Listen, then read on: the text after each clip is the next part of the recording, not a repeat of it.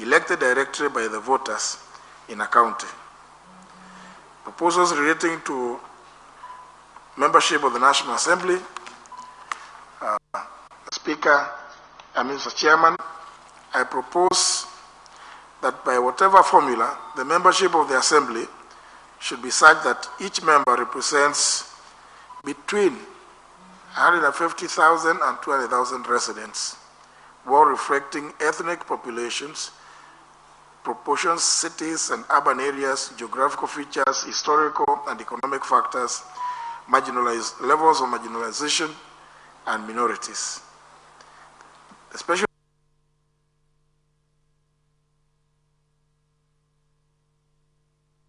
determined proportionately as to accord political parties the opportunity to bring into national dialogue its strategic leaders.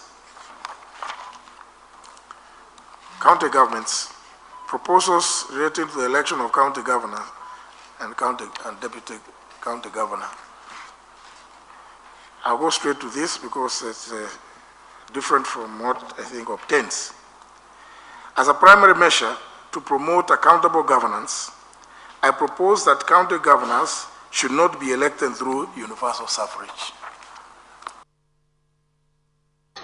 Each political party at a general election should submit to the for each county, each of whom is qualified to hold office as county governor, should that party win in that county, and at least one of whom shall be of either gender. The list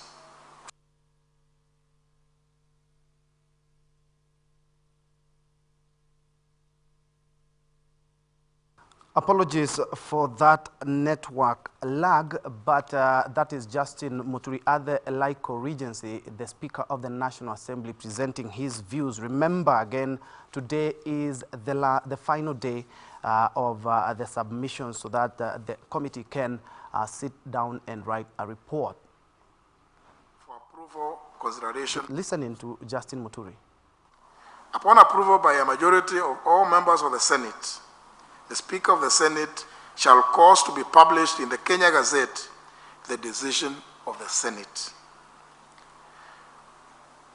Where the Senate rejects a nominee, the Speaker of the Senate shall notify the chairperson of the IEBC, who shall within 3 days submit the name of the nominee next on the priority list of the nominating political party. The law relating to assumption of office of governor, county governor shall thereafter apply. County governor shall within 14 days of assuming office nominate a person of the opposite gender to be the deputy county governor, and shall, with the approval of 2/3 of all members of that county assembly, appoint the person as deputy governor. The county governor may, with the approval of 2/3 of the members of the county assembly, dismiss the deputy county governor. Proposals. In the interest of time, because my time is running out, I will not deal with the other proposals relating to the membership of the county assemblies. And I want to go to another area that I have observed in my capacity as Speaker, areas to do with the administration of justice. Excuse me, Mr. Chairman,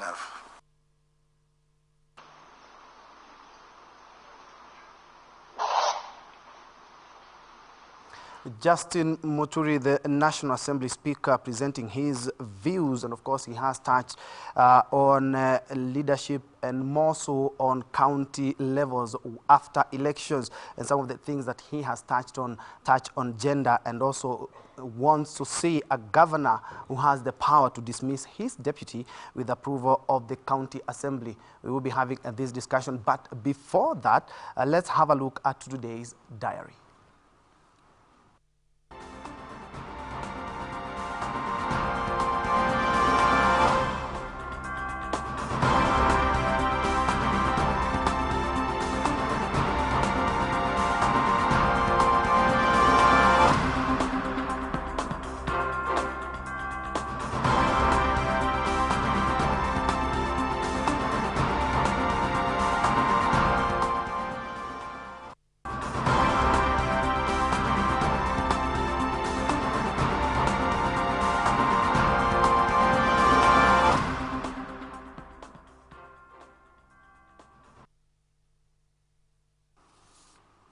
Well, that's the Reporter's Diary, some of the key events that my colleagues are keenly following, and of course we will be bringing you an updated version of that right here on Newscheck. Back to our topic of discussion. Remember, a viewpoint question is, has the handshake achieved its core mandate of uniting Kenyans? There are so many things that were to be looked at after the handshake and the BBI.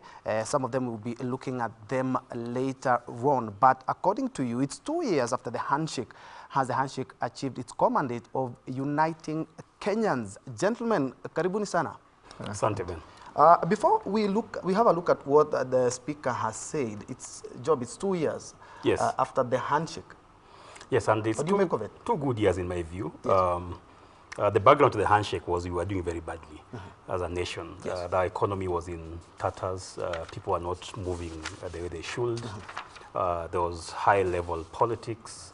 There were talks of secession and all such things which actually don't bring us together as a nation. But thanks to the handshake, the economy has started moving up, though we are facing some challenges. No one is talking of secession anymore. Yes. In fact, people are talking of building bridges. People are talking of how do we look at those things that have been hindering us from actually advancing as a nation, economically, socially, and politically. So there is momentum. The president has now space to do what he needs to do. Remember, before the handshake, the president was so preoccupied with the politics of the day. Now the president sits pretty and he's doling out one executive order after the other and doing his work. And the opposition at the other end, though the issue is normal, this country now doesn't really have an opposition, but Parliament is really the body which to me has not really lived up to what they're supposed to do.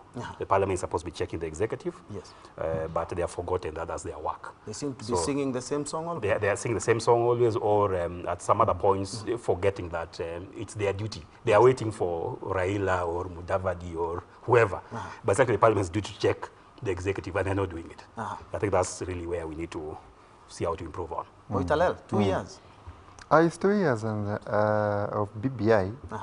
Where we witnessed the handshake between Raila and His Excellency the President. But again, we, as my colleague is talking about, there was a quarter which were talking about cessation, doing what. But again, as we speak now, there is another quarter coming out who were part of the cessation now. Yes. So, in my view, the BBI didn't really achieve what was intended because it was supposed to be 100% bringing people together. Yes. But now I can give it 60% so far. Because we really need to, I've heard of preachers saying that we as the normal people on the ground, 1 inch, we don't need BBI. We work together. The people who need BBI are the people on top. Yes. Because those are the people who remind us. They remind us that we are from Rift Valley. They remind us we are people from Mount Kenya. They remind us we are people from Coast. Yes. So, because sometimes we forget. We forget. Even I attended a birthday for one of the kids. My kid goes to school. And I saw the innocence in them. Yes. They don't know who is who. They don't know you come from which community. They share bikes. Again, we go to the market, take some market from somebody you don't even want to know where she's coming from. So, in my view, I think we need that the seed of BBI should be sown, should be planted on the top. And the day I will know that there is real handshake or BBI is the day, let me finish, is what I'll see Mudavadi, Watangula, my DVD, all those people together, even Ruto. Now I will now see the real handshake. Yes, and you have talked about 60%. Do you think after we've incorporated what everyone is talking about and the views that are being collected now, can it perhaps get to the 100? Now, I have no issue with the group, the AG group, the task force, but I have a problem with the politician. Yes. Because where I come from, there was a lot of tension because of somebody just picking the microphone and talking badly about some people there. And tension flared up. So that's where I have the problem. But on the task force, and also, yes, I hope they are really they are incorporating all those views. Because there was also rumors that there is already a draft document, a bill.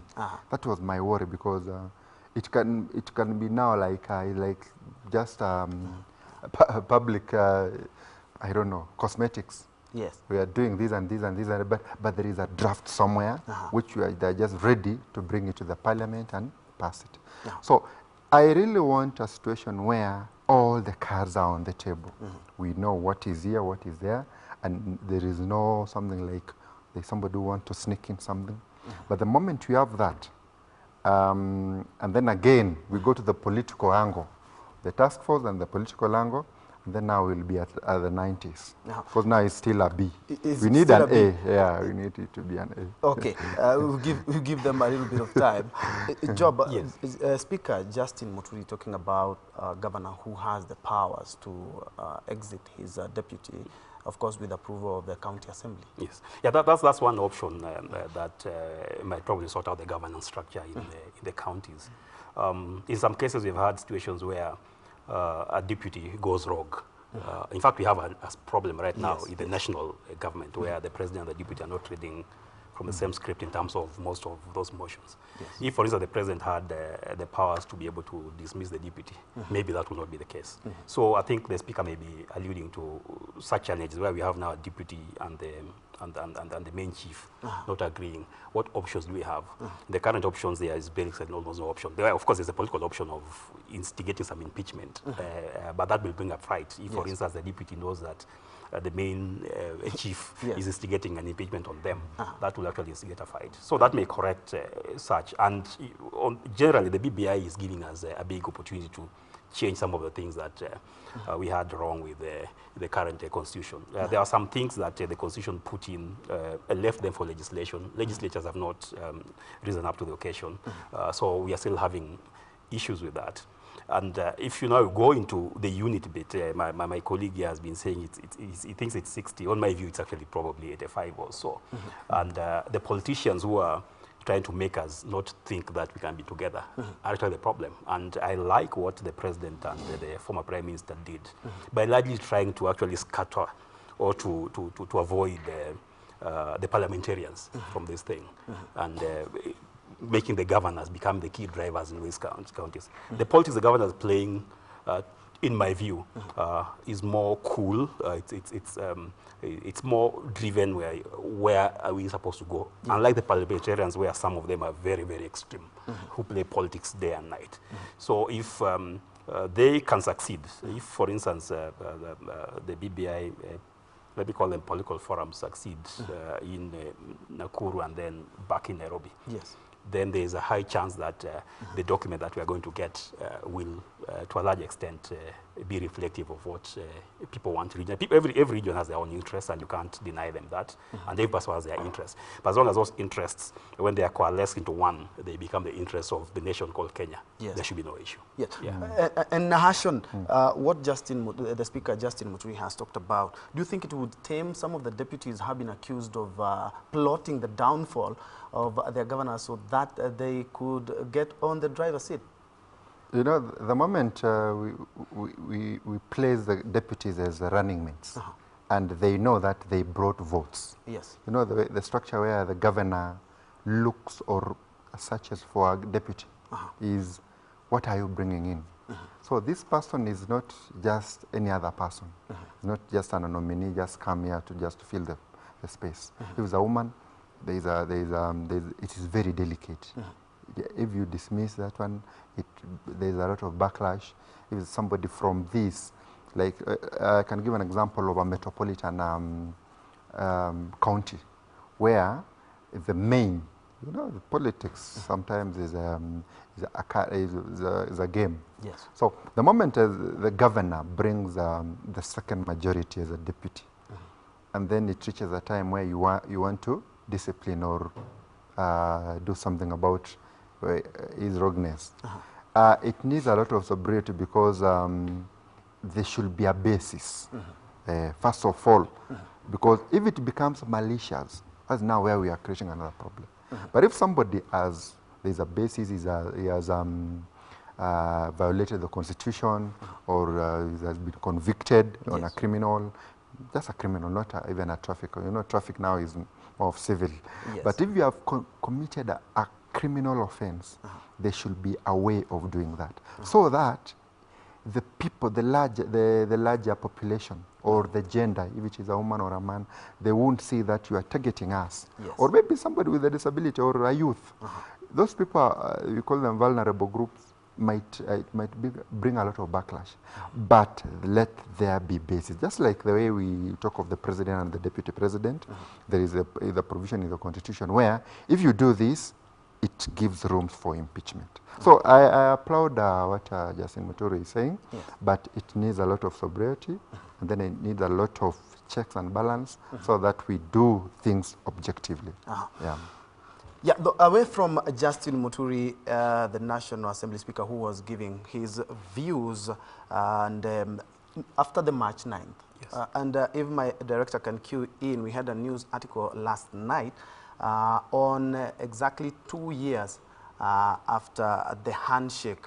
But before then, they were supposed to sort out a number of issues. Yes. And of course, they shocked the political field, even the international media. Yes. They were kind of skeptical. Yes. You do remember after the disputed elections, even the economy collapsed. Yes. But before then,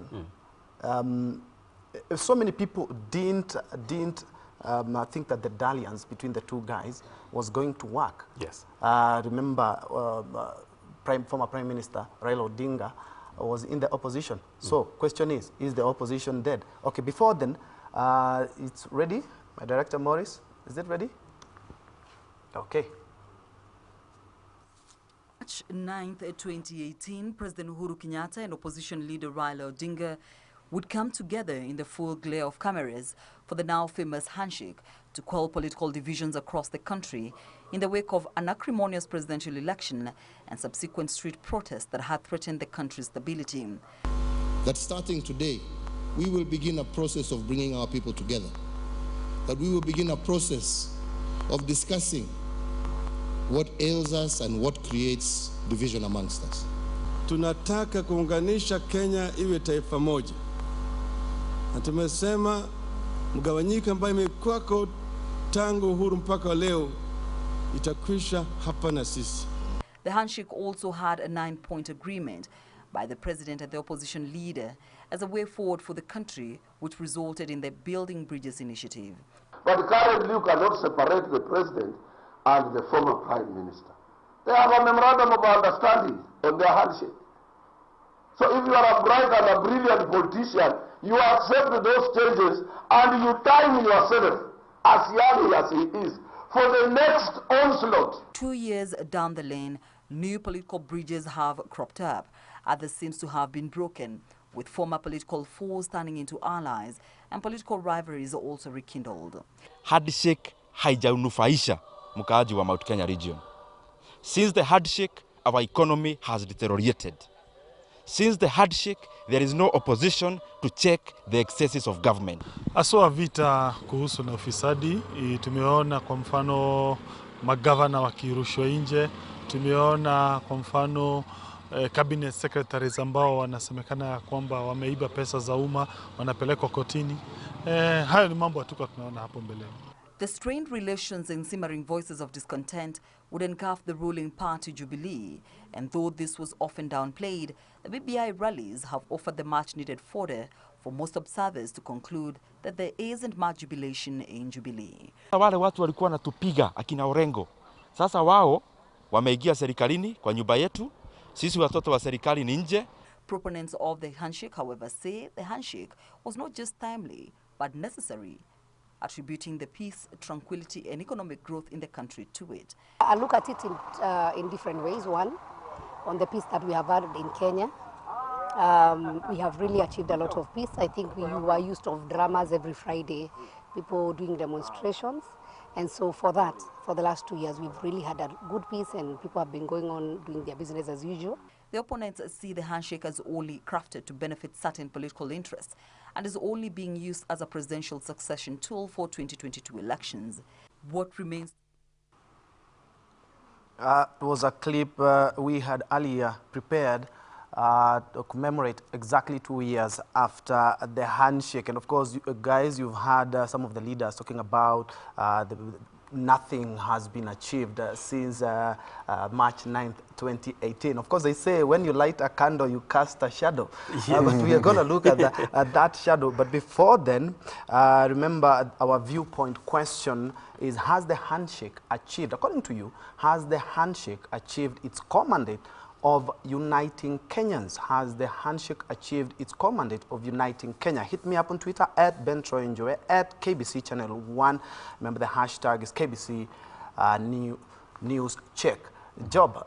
Yes. Before we go to that, before we go to the fruits and perhaps some of the issues that have come up with the BBI report, because actually it was one of the first bonds when we talk about handshake. Is the opposition dead? No, the opposition is not dead. In fact, this is a problem that we need to sort with the BBI, the coming referendum. We change the structure of government. There's no opposition. There's none. There's nothing called opposition in our constitution. Okay. If you read it from page 1 to page last, there's no leader of opposition, there's no opposition. So people are still having this mindset of the old constitution. What we have are 3 arms of government, which are interlinked, they're interrelated, and they're supposed to check each other. Yes. That mindset is what has made our parliament become a useless parliament. The parliament is supposed to be checking the executive. Yes. Parliament is supposed to be preparing plans for how to assist the executive develop. Parliament is supposed to be appropriating money to all these 3 arms of government. But people are still in that view of there's a leader of opposition. There's none. There's just a majority leader and a minority leader. And if you read what their functions are in the Katiba, there's nowhere which says you should oppose. They should actually do the 3 roles. If it's parliament, parliament has about 3 roles: representation, legislation, oversight. And it's parliament oversighting, not ODM parliament, or Wiper parliament, or ANC parliament. It is parliament. Now, those who are talking to the government, like Ndindi was saying, they should actually read the constitution. Ndindi plus Mbadi plus Duale plus everybody, all form one body called parliament. And parliament's role is to oversight the executive. And they have failed in that. So they should not look for Raila or Mudavadi or whoever to oppose government. No, they should oversight government as a body. Could it be perhaps a mindset, because the former prime minister was very vocal. He came up with the Eurobond, he's talked about the maize, he's talked about... Now because he is a little bit quiet, could it be the problem that they're noting that the opposition is dead? Yes, because there's a gap. Because Raila was doing what Parliament should be doing. Parliament has Public Account Committee. Those guys spend so much money, they're given so much allowances to sit, to oversight all these things. They don't do it well. In fact, if you read their reports, that report is partisan. It's either if the person being, or the parastatal being looked at is probably from this side, then they give them a good bill of health or not. So Raila was doing it because Parliament was actually dead. So to me, the question would have been, is Parliament working? I'll tell you, no, Parliament is not doing its job. Yes, rather than both divides. On both divides, Parliament is not doing its job. Nahashon, you've heard some of the sentiments from our leaders. Yeah, the way I see, the reason actually I gave it a 60% is what was actually making us divided. I can give an example of election.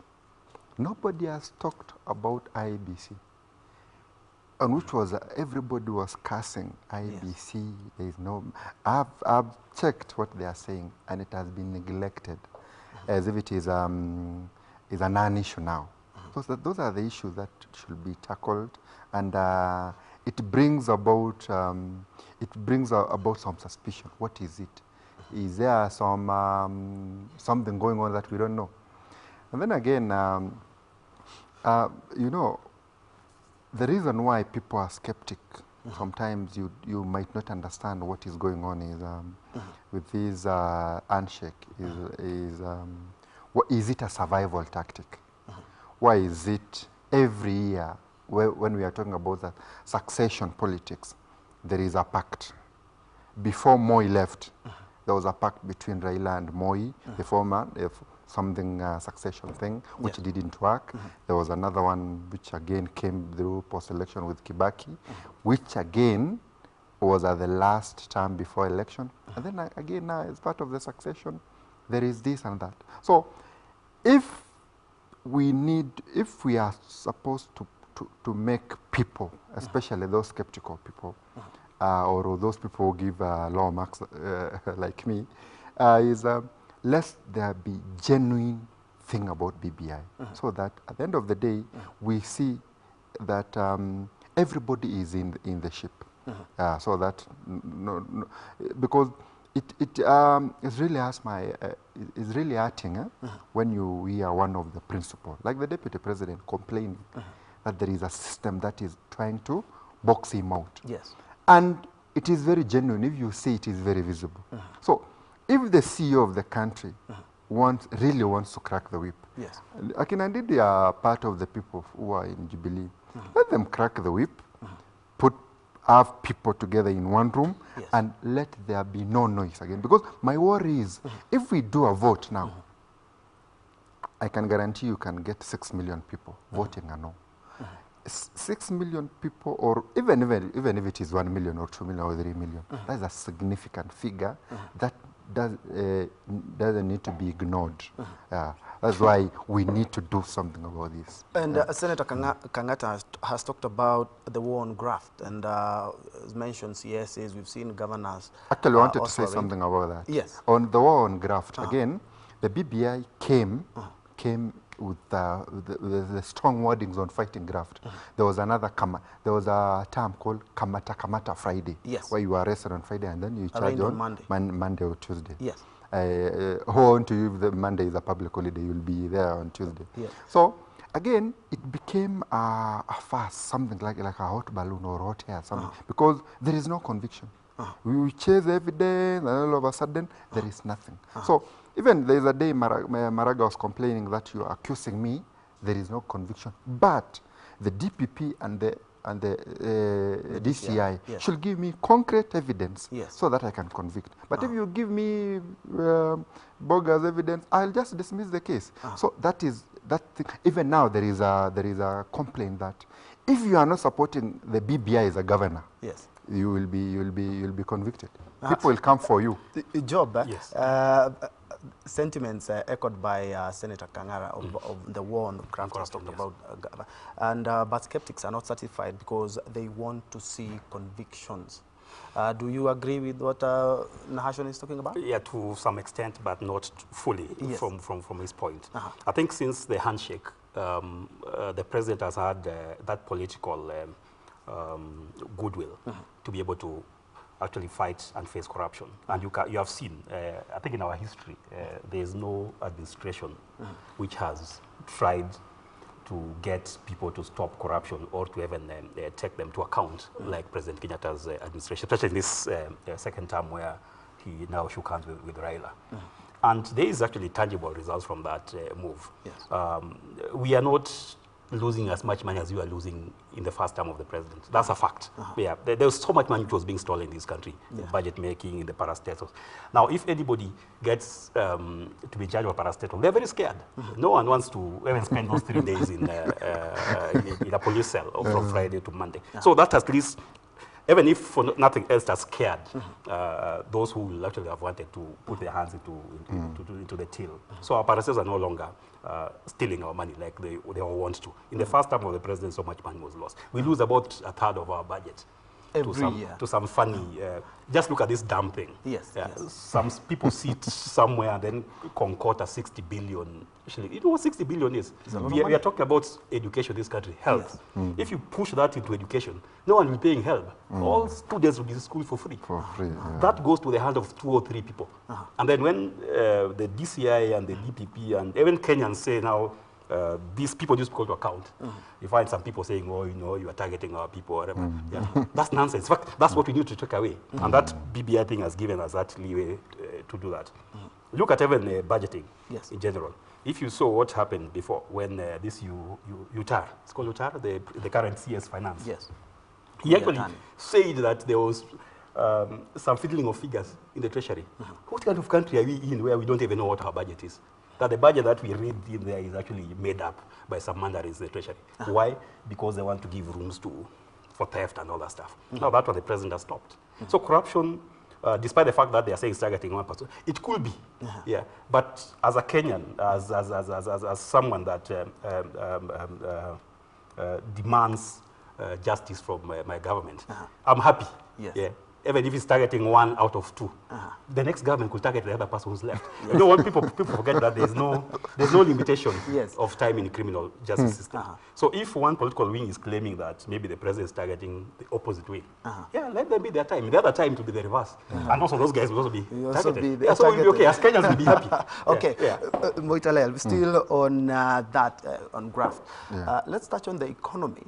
You do remember that even the IMF and the World Bank said, no, Kenyans, now you're borrowing beyond your means. And after the handshake, and now Parliament has approved that we extend our borrowing to 9 billion. And of course, everybody is talking about this debt will eat into our economy. There is a reason to worry about this too much borrowing. Yeah, the MPs are okay with that. They are okay with that. Our leaders. But I just only hope, because we can do nothing about it now. We borrow now. We can borrow now because they have approved. But we really want value for our money. We bring money and we really invest. Because I have no problem if money is borrowed and it does a level 5 hospital in my place. It does a dialysis unit, HDU and an ICU, because we suffer a lot. Because the moment you are, unfortunately, you get sick, it is so painful. It actually it actually makes you poorer. So if this money we borrow comes and do that, or it comes and improve the infrastructure. Because, again, we need also to inform the public that the economy is growing, is visible. Because the kilometers of road that the government has done is much. But now, if we again educate these people that when there is a road in your place, it gives you room now to build, to even have a puncture repairing center, car wash, all that, or even the electricity. You can now do some welding.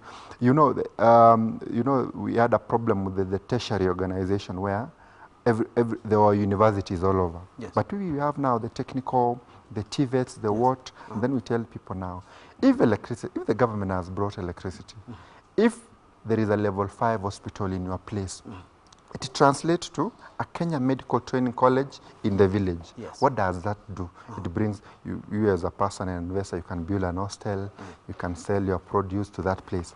So borrowing, the selling is too high, but let us get value for the money. And then again, we go down there, educate these people. Because if we have this mentality of crybabies, we usually cry that the government is not doing anything for me, all this and this and this. Yes. What again have we done to them? But naturally, with all due respect, the more we borrow, the more also we have, there is chances that it will be stolen. Now that is what the BBI should help us cure. Yes. Because we get money. We need paper trail.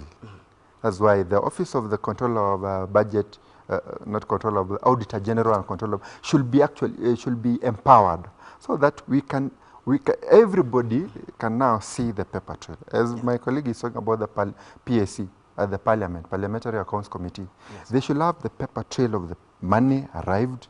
I don't know what the money was going to do in South Africa. And then it goes where, and then it comes back. So we need to see this money coming, and then it is utilized as it's supposed to be.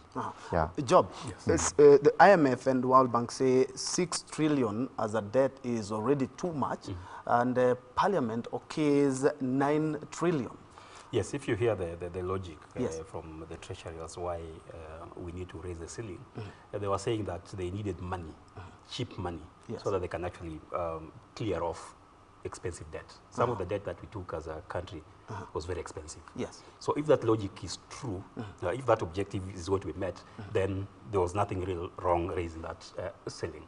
Yes, we are going to get more money to actually kick off expensive loans. And then overall, we should be better. And then it doesn't mean that if we say our ceiling is 9 trillion, that you go and borrow 9 trillion. Yes. Yes, you still be, are supposed to be prudent in But how you borrow. But the fact is, Job, and do a that. couple of years ago, Yes. some of the, what we would call the opposition MPs Yes. were very vocal Yes. about governments borrowing. Yes. But now they're saying exactly what Nahashon is saying. If at least it's 9 billion, but it's being used, 9 trillion, and but in used for projects, then we are okay with it. Because we already found ourselves in the hole. So since once you're in the hole, what you need to do is to stop digging. So the stopping digging means, can we retire the expensive loans and get cheaper ones? So that will save us yes. quite a lot of money. We pay about 600 or so billion for interest for loans. That's a lot of That's money. a lot of money. That's almost half what KRA collects. Yes. Yes, that's too much money. If that can reduce through some measure, for instance, of just retiring an expensive one to a cheaper one, to maybe 500 billion. That's already 100 billion that this country can use for something. Yes. But it's true that coupled with that was that as we were borrowing before, just like I mentioned earlier on, reportedly from the new CS Treasury, the figures that were being given were actually not correct figures.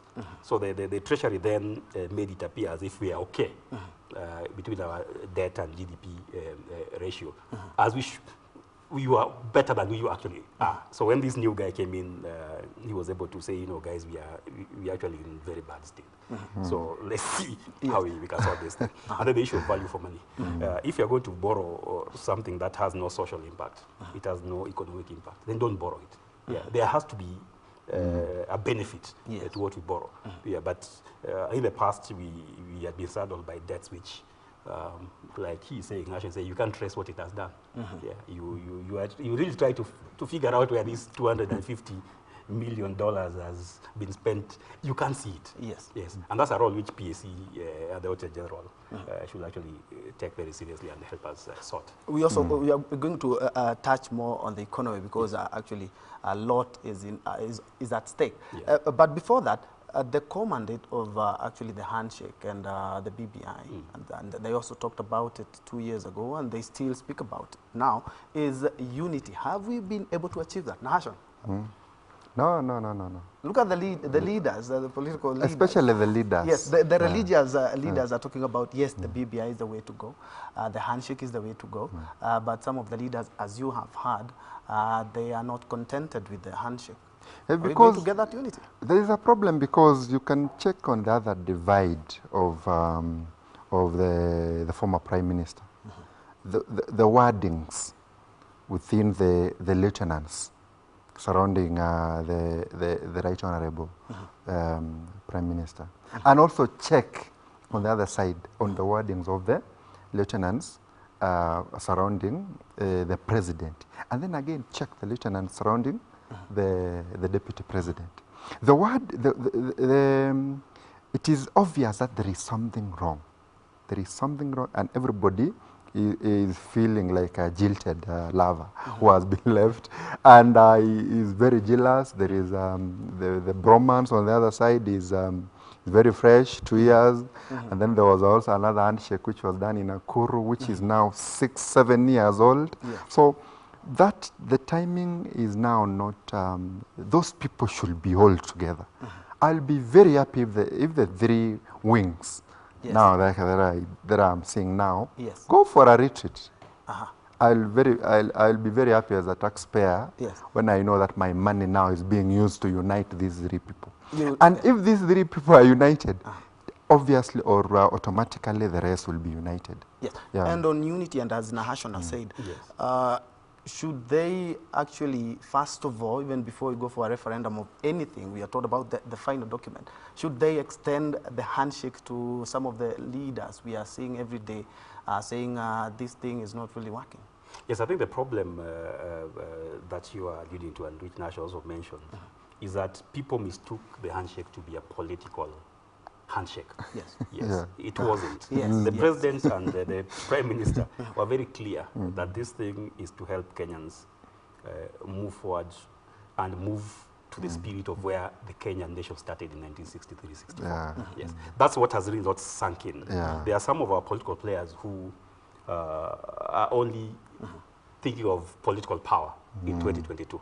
Now, when the handshake was mixed with 2022, from whichever quarter, then it's in a bit of a problem. Like you find, for instance, the DP's corner think that this thing is supposed to stop him from becoming president in 2022. Yes. Yes, and now that's not really the case.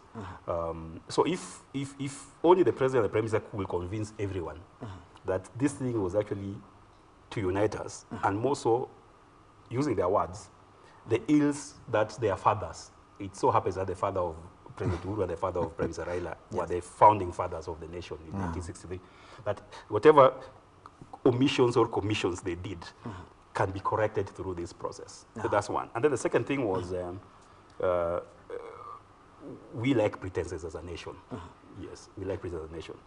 In fact, I was a bit disappointed with us as a country when this Ledama guy spoke and people refused to take advantage of that speaking. For everybody to speak, there are some things which all Kenyans are holding in their chest.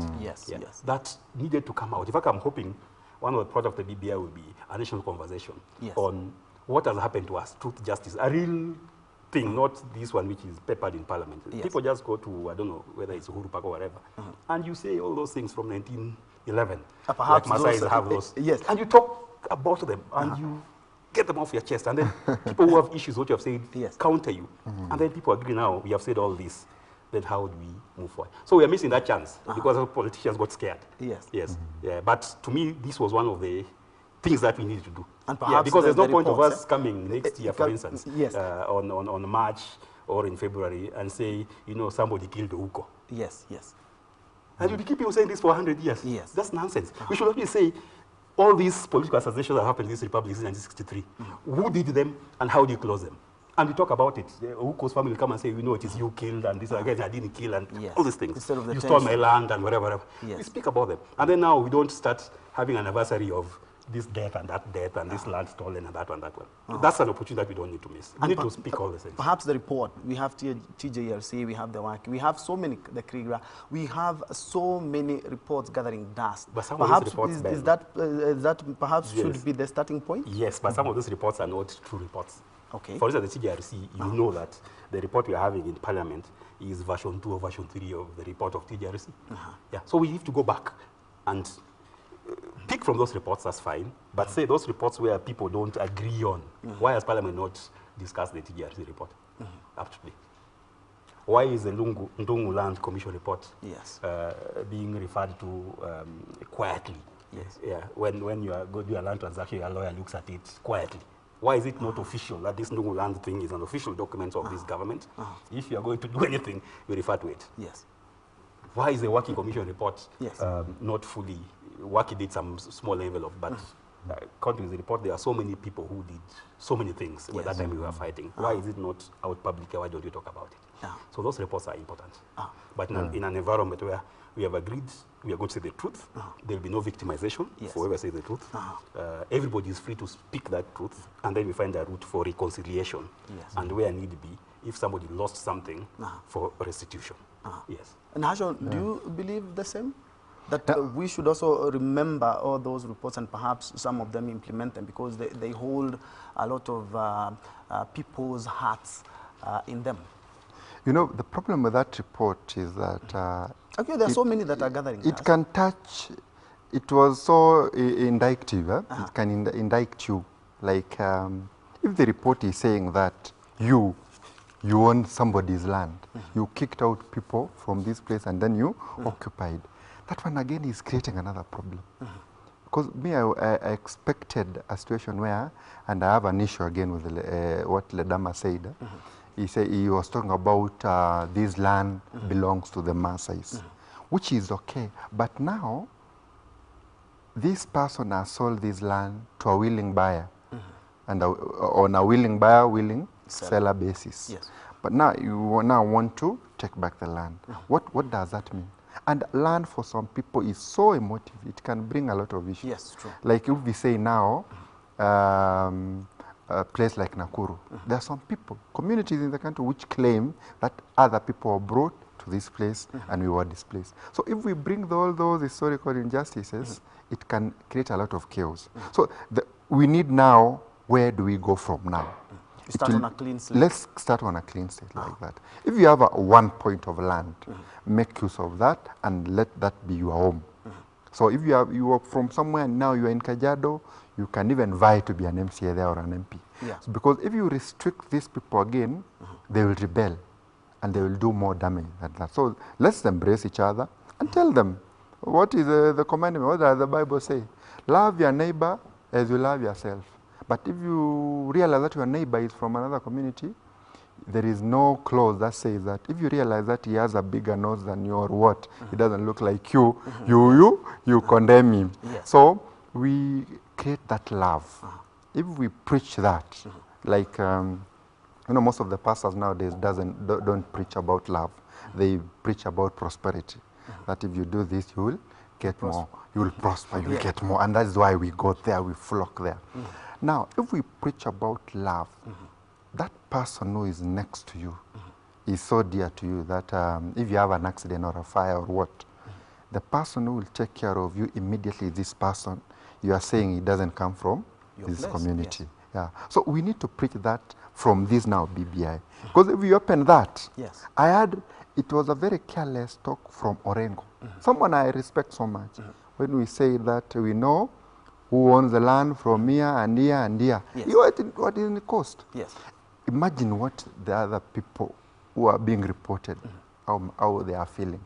So we should not bring some other things which are very emotive, which your ancestors did. It is not you, but it is you who is being talked about. So it's a delicate thing, and that's why I need the CEO of the country, the deputy CEO, the principals, let them sit there and say, where are we going now? Yeah. Let's look at devolution, and it was supposed, the Handshake and the BBI was supposed to strengthen devolution. Yes. Do you think they've been able to achieve that? For it to be strengthened, there has to be some changes, maybe administrative, legal, policy, and constitutional. And you hear one of the things that people who support devolution talk about is that they need more money to the regions. Nothing stops the president today with his cabinet and the executive from actually allocating 500 billion to the counties. But people are not comfortable, so they want it in law. So one of the things the project of the BBI will be, rather than being a goodwill from the executive, let's push that 15% written in law to 40, 45, 50, depending on what will be the consensus. That's one. And then there have been some structural issues with how devolution is at the moment. So we need to take advantage of that. For instance, what's the role of the county assemblies vis-a-vis the county government? There is, in my view, confusion as to who is actually supposed to be oversighting the county assemblies. Senate has some small role. The county assemblies should be the ones doing it. But the way it is structured, where the county assemblies don't have money, they cannot draw money straight from a consolidated fund, like Parliament. They depend on the same executive they are oversighting for them to do their duty. So if you want to oversight someone, then there's a guy who holds whether you're going to arrive at the assembly. It becomes not possible. So those are some of the things that the BBI, I'm sure, is going to resolve, so that devolution is very good to everyone, and Kenyans want it to succeed. And then the role of the Senate needs to be properly defined, so that the Senate can actually do what it needs to do. Properly, to both the devolution and to the national government. There was an issue sometimes back, there was a stalemate between the Senate and the National Assembly on allocation of revenue. Oh, the division of revenue. Division of revenue bill. Yes. It pained me so much because by the staff at the counties, by 30th or 20th, they should be having their salaries. But unfortunately, I know of a situation where the salaries could extend to 10, 20th. Because I remember it was only Narok County, I think, and Nairobi who had paid salaries because they had a way of negotiating. But now imagine, we are trying to fight corruption. You are collecting revenue at the county level. You are managing, you are a nurse or a doctor at an hospital. You are a pharmacist. You haven't earned your salary and it is on the 15th of the month. And you are the stores taking care of pharmaceuticals or non-surgical. That's the products that are the hospital. Imagine what you can do with that. And you know there's a private hospital there. So what I need, or what we expect, if we really need to support devolution, is to make, as my colleague has said, we need to make county assemblies independent with their county assembly public service board, that they can pay their salaries, they have their fundings, they can maintain even whatever they want. They have their own.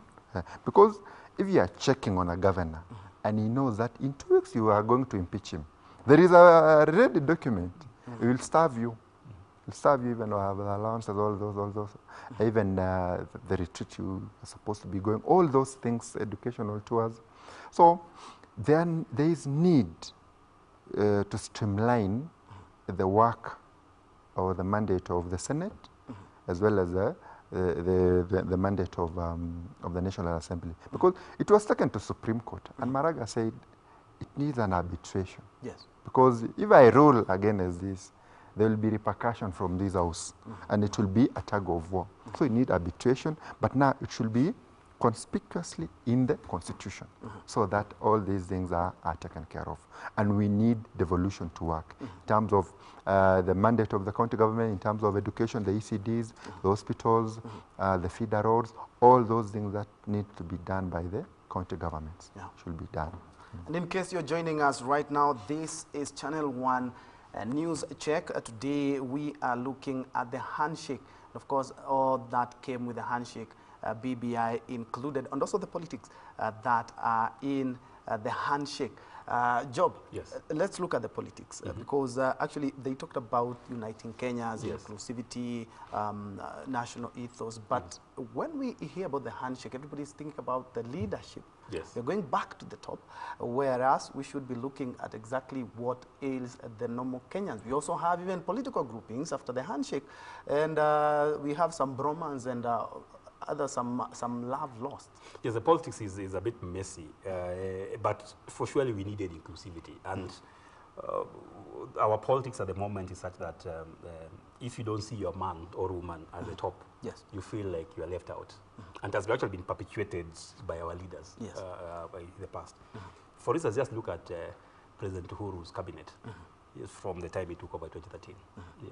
It's a very exclusive cabinet. Yeah, it's principally almost 70% or so between two tribes. Now that's not Kenya. Kenya has 47 or so tribes. We have 52 million. And he could justify it by saying, well, we won the election.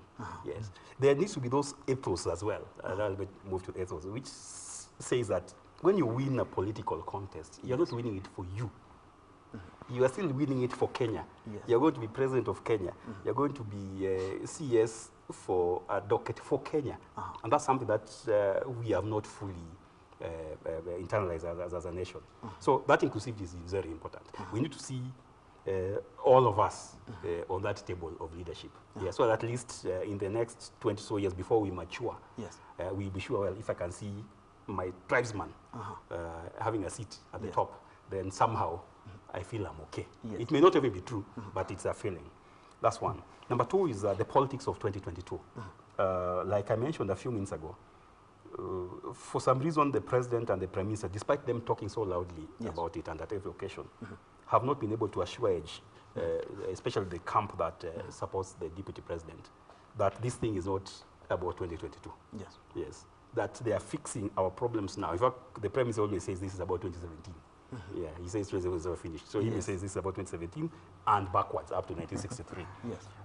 The people who support the DP think this is about 2022 and how their man will be stopped from becoming president and so on. So that is where the cracks are. And that's where there's actually been issues about the BBI. And Nation also mentioned about why he's not seeing other people on the BBI rallies. To me, that's actually a problem with the other side, more than the problem with this other side of the president and the prime minister. Because if, for some reason, the team coalescing around the DP are not so sure about the message that is being perpetuated by the side of the president and the prime minister, what stops them from holding a rally? the DP every weekend holds a rally to talk about other things. Why can't he structure his team? Yes. So that I can also go around and talk about BBI, so that we can have a proper conversation. But we need to have everybody say what they want to say. Rather than them complaining, those guys are saying this. Yes. They can as well go and say that. Nothing stops a rally organized by the DP and his team. It's perfectly normal because that's now politics. And he has a right to assemble and speak. And then once everybody has said what they want to say, then you hope that the BBI steering committee will pick everything from everybody. And then now give us that one document, which hopefully will, to a majority, support all the views of everybody. Otherwise, the politics will still be us versus them, which, if you listen carefully to what the president and the prime minister are saying, they're hoping 2022 there will be a difference. In fact, I think one of the objectives was to make 2022 almost like a boardroom political setup, where we all agree as a nation that, you know what, we are going to have 5 posts in the executive, plus 2 speakers, plus chief justice, plus, I don't know, 22 cabinet secretaries. Let's distribute these things fairly, equitably to everybody, and then let's build the nation. I think that's probably what they wanted to do, but it's becoming a bit hot politically. Nahashon, a lot of politics in the handshake, and even suspicion that you mentioned, of course, some quotas talking about we're sure that this is not all about our leaders. You talked about 9 agendas, and especially in the BBI. You know, democracy is very funny. Politics are by nature divisive. Naturally divisive, because I'll support this person, and by supporting this person, I'm opposing the other one. So the fact that BBI is supposed to bring people together in a democracy is almost impossible. Because naturally we are supposed to vote, and if you are telling me we want to do this, we are bringing people together, but in reality I can see there is something going on.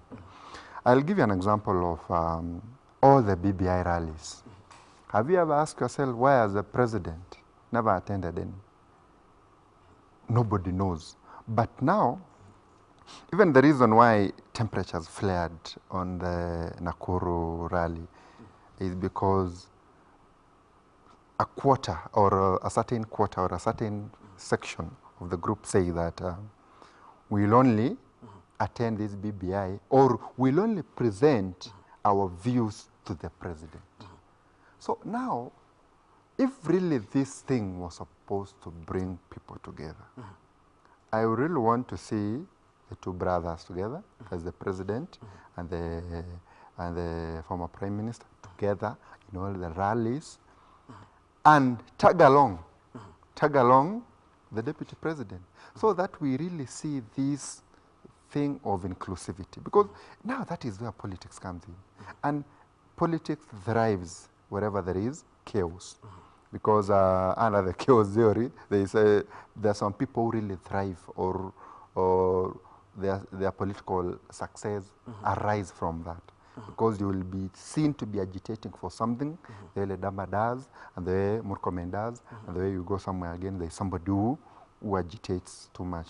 So we really need to have, it is, as I said, politics is divisive, but now we need to see the main actors trying to bridge that gap, break this myth. And other than the divisive elections and the politics that is involved, of course, there are also fruits of that. We saw the Prime Minister, after the handshake, he became the AU envoy, and also we've seen Kalonzo becoming. Those are some of the fruits that we've seen with the handshake. Yes, and just to maybe counter a bit what Nashon is saying on the politics. The President and the Prime Minister have been talking of not a winner-take-all system. Yes. And we can actually design a political philosophy that is not a winner-take-all. There is this thing people call proportional representation. Why can't we embrace it? Where every single vote of whichever party counts.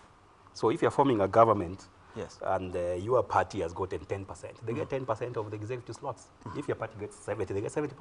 It's possible. Yes. Yeah. So we don't have to borrow that democracy from the West, yeah, where the West have had almost 300 years of their life. We actually create our own, where we proportionately all get in government. So it's possible to have an unwinner electoral system. Yes, the Prime Minister was made a special envoy of infrastructure for the for the African Union and Kalonzo peace in Sudan.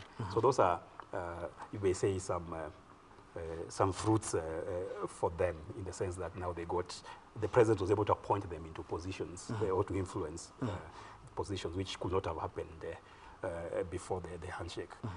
And you saw also in some of these boards, the president has been appointing some boards since he got the second term.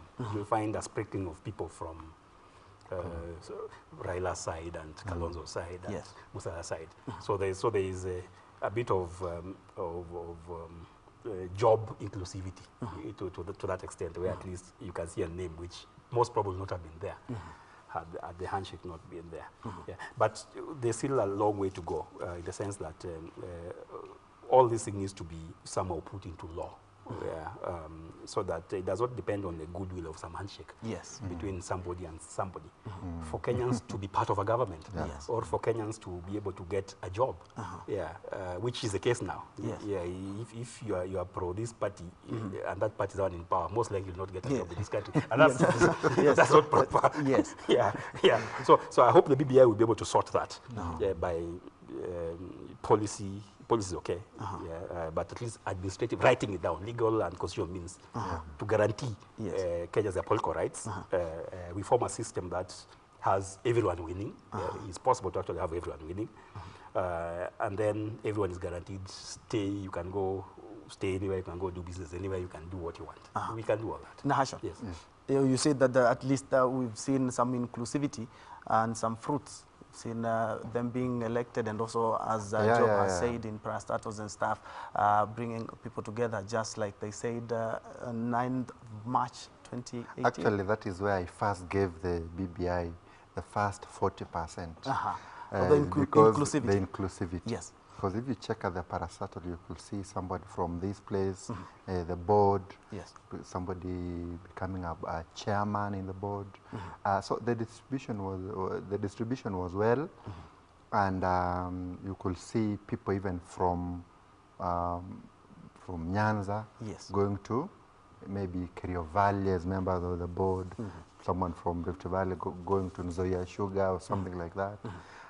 Or someone from Central going to the Wasongiro North, NCDA, something like that. So that one is a good sign. And but unfortunately, again, there's some principles who are left. So it gives another question again: why is Mudavadi not there? So the beneficiaries are two. But was this guy so rebellious? Or was it that during the swearing in at Uhuru Park, it was true he never took the phone? Yes. So those things should be buried with the NASA team as well as the Jubilee, because Jubilee was actually well represented in the government. But now, as my colleague here has said, that it should be put in the Constitution so that it is not a privilege. Yes. That when you are given a position, is a privilege. It is actually the moment it becomes a privilege, you will go there and misuse it, because you are saying, what will they do? After all, my boss is just a phone call away. But it will be now, you will be now doing what you are being paid to do. So it wouldn't be a privilege. So we expect a representation, and in all positions, because, and again, we need to come down. You see the reason why the rebellion is down here. Yes. Is because most of these inclusivity representation is at the top. Now, the person down there, let's say even a TSC guy, how many are the TSC from the Teacher Service Commission or at the sub-county level? Those people, even the policemen, the what, those people should feel this inclusivity, and they should feel that I'm getting this job on merit, and it's not a favor. And as they're doing up there, the top leadership, Let's also remember that we are down here and we count a lot. Because if that narrative goes on, like the one we call it the dynasty versus the hustlers, if it goes on, we won't achieve.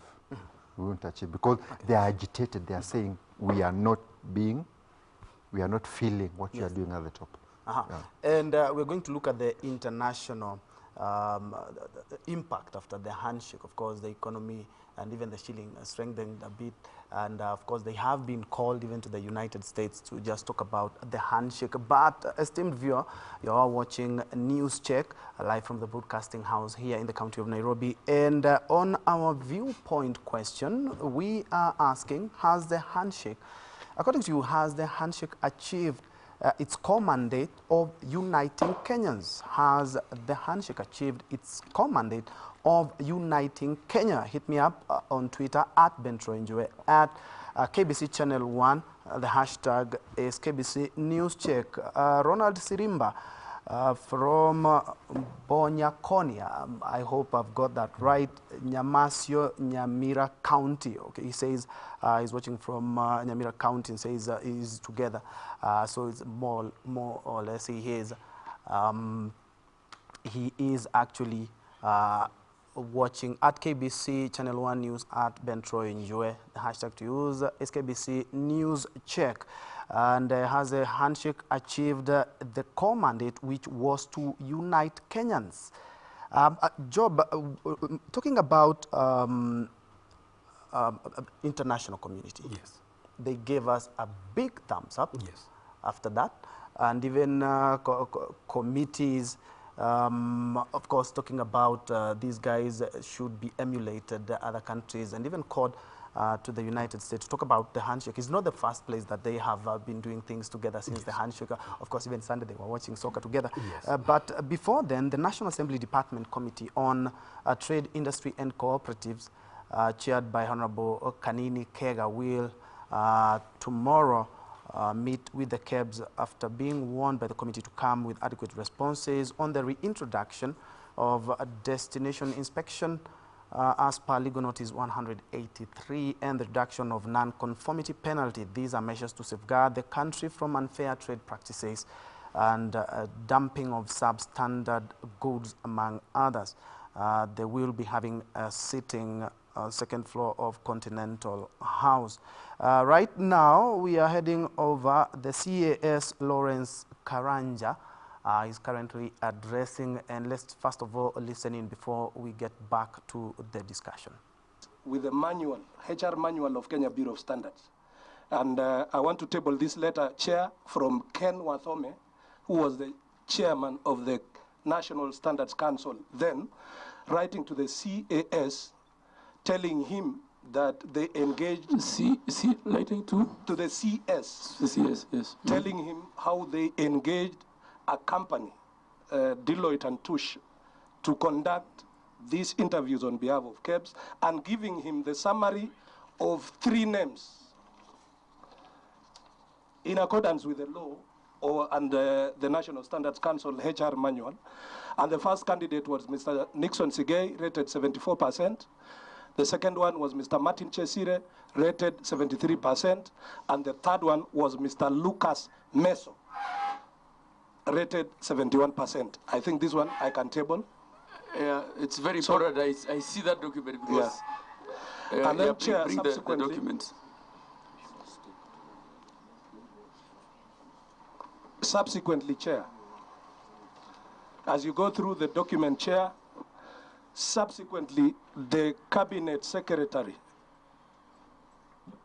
for Trade and Industry responded to that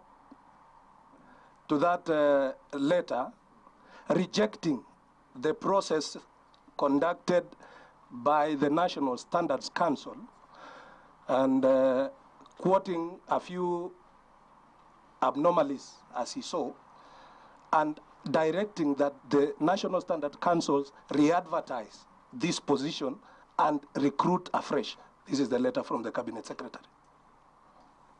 You know, of course, I have to also make sure that we authenticate the source. And you also, at some point, you also have to tell me, not tell me, but tell us where the source of the information that you have, so that you also try and authenticate and make sure that the document is authentic. They carry the letterheads. And you know, of course, yeah. They carry the letterheads. Some carry the letterheads of KEBS, Mr. and Chair, some carry. with your kind permission, that issue, it is an ambush to us as a ministry because it was not part about the area one which was recruited. And if that question had been posed, I would have brought an answer and say that the same question the honorable member is raising is subject to an active litigation in court as to why the first recruitment never took place. But it was not part of the question. If it had been put, we would have answered that, why the first recruitment was rejected. No, Chair, I think our question, the ministry chose to answer the questions the way they saw fit. My question was the process, and the process begins somewhere. Whether you nullify, it is still a process. Whether you re-advertise, it is still a process. So you should have given us an answer from when the first process began, why it was cancelled, why it was re-advertised, and how we arrived at the current managing director. And that is the work of Parliament. You cannot give us piecemeal answers the way you want. And that is why we are sitting here as a committee of Parliament. We want answers. And we are not asking these questions for ourselves. Order. Chair, I think... Order, Honorable Hillary. Yeah, why don't you allow me to finish tabling? Yes, a point of order. Did you know that there is a matter in court?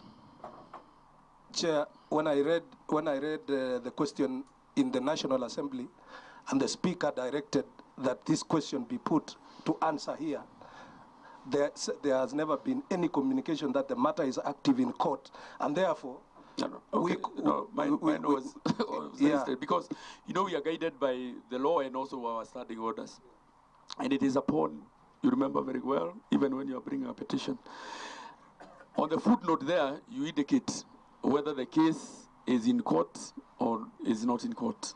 You know, you remember, whatever we do, you have to make sure that the matter that you raise, because of the issue of sub judice, you know, and especially going to on the merits and demerits of a case. And for avoidance of doubt, I want to just read our own standing orders 89.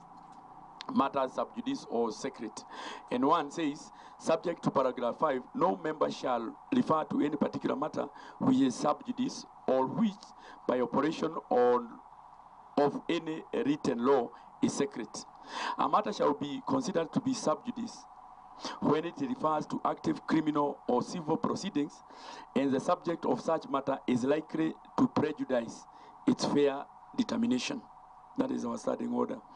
And 3, in determining whether a criminal or civil proceeding is active, the following shall apply. A criminal proceeding shall be deemed to be active when a charge has been made or summons to appear has been issued. B, criminal proceedings shall be deemed to have ceased to be active when they are concluded by verdict and sentence or discontinuous. So, moving forward also, because, point of order. That's okay. My point of concern is the CS has alleged that the matter is active and live in court. And he has not provided any evidence at all to confirm that that's the position, because we can't just base on hearsay or just allegations stated here. You know, this is a house of records, and records must come on records with proven documents to prove the same. Thank you. CS, do you have any document to prove that the matter is alive in court? I'm afraid for that specific question, I had not brought it because as I said, I had looked at the question specifically asked about the current member. You know that with the absence of documentation, CS. Yes. I will constrain myself to carry the word that you are giving us, because it's just a matter of just like what you had done. Yes. You requested for some 1 hour, we give you 1 hour, you provide a documentation. Yes. If you know for sure that there is some documentation to that effect, I am certain. you can improve on this committee. Yes. We first of all step down the question. We give you 10 minutes because it's a question of just downloading. Because without a document, I am constrained to say that the matter is sub judice. Chair, I also want to make let me give. Chair, I think the CS has just also indicated that whatever we are discussing here, that he has received information that there is a case that was filed, that he received the information yesterday. I think, Chair, we need to be careful also, because the CS is indicating that there is a case in court, but verbally there is nothing. Even them, they are saying they are not sure, that they have just heard there is a case in court. And I think what Honorable Hillary was doing was just to narrate the sequence of activities or what happened before we get the current director. And I think we should allow him to table whatever documents are there, even if we are not going to discuss. We need to know what happened from the previous, when there was a previous CEO who was there for KEBS. What happened until we have the current CEO? How many interviews were done? Yeah, but so also, Chair, I wanted to give, I'll give you the final word, but I want to give Honorable Gishimo this opportunity. Honorable Gishimo. Chair, I believe the rule of sub judice applies in, I believe in this case is a civil matter. It's not a criminal matter. It applies when the matter has been listened for hearing. We don't know the status of the matter, whether it's just a matter that was filed in court, whether it has a date for hearing. And these are things that, Chair, we cannot just assume that they are happening if we don't have any evidence before us. So I believe we are going to go with questioning, and Honorable Hillary is on good track also to give whatever he gives, but with some information as to the sources of some of the documents that are also being tabled, so that we can be on the same page. Mr. Chairman. Yes, Vice Chair. Chair, we are not discussing the merits and the merits of this matter. We are being given the information. So, in the case that we are discussing about what is in court, Chairman, if we are discussing about the merits and the demerits, it would make some sense. For this case, it's just information, Chairman. And since the CS has chosen not to give the information to us, Chairman, we'll proceed. Honorable Hillary, if there is more documentation that you are and also clearly indicate also the source. Yes, Chair. Thank you. As I earlier alluded to. Point of order, Chair. It's not fair to ask a member or the witness, Chairman, how they got information, whether it is by media, whether it is by stolen, so long it is evidence, Chairman. You know, we don't have to declare. We don't have to declare the source of information. No, whether it is stolen, whether it's whatever, you have to declare where you got your source. Because for authenticity, honestly, with the current things that we have, Photoshop and all that, we need to know. As a chair, I have to make a decision, and I'll make a decision based on the evidence that is given to me, authentic evidence. Chair, it is not upon you to clarify the other issues, but first of all, I will do the check. With my team here, we will do the check, but also indicate the source. And that is the reason, Chair, the main reason that I am here is that if you tell me to do that, what will they be doing? It is their business to verify whether what I am tabling is false or true.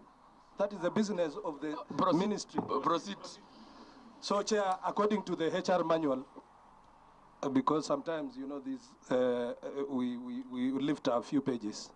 Number 16 on the HR manual, it says that the 3 best candidates who have undergone a competitive recruitment will then be considered for the final decision by the appointing authority, taking into account interview scoring sheets and the interview panel's recommendation. Mr. Chair, I think you got that one. Yeah, this one, here it is. It is for HR manual, KEBS, and binding to other government organizations, where the board, once it has picked 3 names, it will recommend for the CS to pick one among the 3. And that is the information. And I think I have tabled the letter from the CS. Now the CS quashes the interviews, and the interview starts afresh, which now leads me to what the CAS was saying is not now sub judice, because the second process, according to him, is not sub judice. So, Chair, the interview was re-advertised, the position was re-advertised after the intervention of the CS. For whatever reasons, it is the business of this committee to find out. And the chair wrote to the minister on 28 August 2019, reading the first interviewee this time is Geoffrey Karau Muriira. The second one is Nixon Kemoisige. I will table. Yes, and just allow me. Just allow me. This is the second interview, because I want us to go together. Because we are finished with what was sub judice. Yeah, order. Because we want to go together. There is already a table that has been tabled, yeah, by the CAS. Yeah. And I would want to invite the members to check on Annex 5, because basically that's... actually, it is in response to this. Is it in response? Okay, yeah, proceed. Just before he proceeds, I had raised this concern, but nevertheless, probably to be answered at the appropriate time. I'm unable to see anywhere where the so-called African Management Solutions Limited has signed. Typically, any report ought to be signed. Unless this is a totally different report, this is not signed anywhere. So you see, it begs question, is this a formal report that was forwarded, their recommendation, to the Standards Council? Chairman, I fear we could be dealing with documents here which are forgeries, Chairman. It's a concern that all of us must be alive to. Point of order. I think we should allow to finish, to table all the documents, then we can interrogate. I totally agree with you. Yeah, Chair, so I think let me so proceed. Yeah, Chair, I think it will be in order for you to make a ruling on that one after I have tabled this. So the one who scored the first was Geoffrey Karau Muriira, followed by Nixon Kemoisige and Martin Chesire.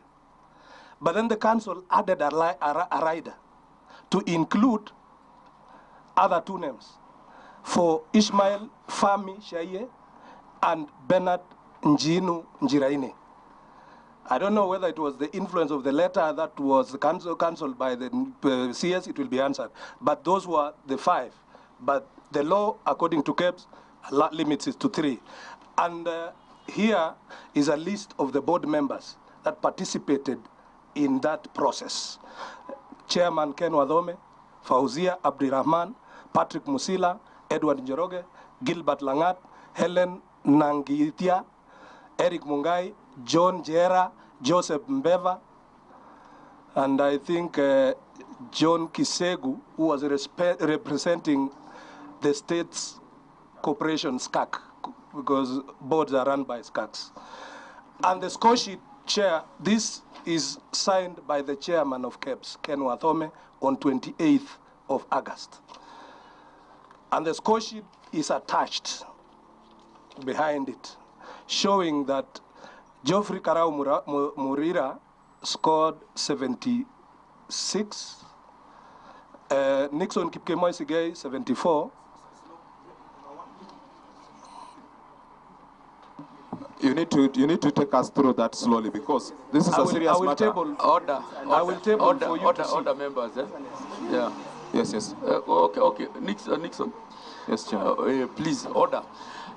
It's ordered that you take us slowly, but at the same time, you should at least have gotten 2 or 3 copies, because the chair is lost. You are reading a document on your own. After this, I'll give you, Chair. Okay. I just want, for clarity, that is a document contradicting what has been provided to us by the ministry. Yes. to the best of my knowledge. Okay. Then proceed. So, Chair, on this score sheet, Geoffrey Karau Murira was scored 76, Nixon Kipkemo Isigei 74, Martin Chesire 72, Ishmael Shaiye 66, John Wamati 66, Bernard Njiraine 64, Peter Muite. Chair. Sorry, No, point of order is carried. sorry, point of order. I think you correctly ruled that the MD can stay in the room, as being this now a public matter. It's live, and we undertake our things in an open manner. But fortunately, I have got eyes to see, and like the speaker has got no eyes or ears to see, I have got eyes to see. I can see my good friend the MD and the CAS are actively consulting. It's then possible that they are out of order? They have disregarded your ruling and disobeyed your ruling. Thank you.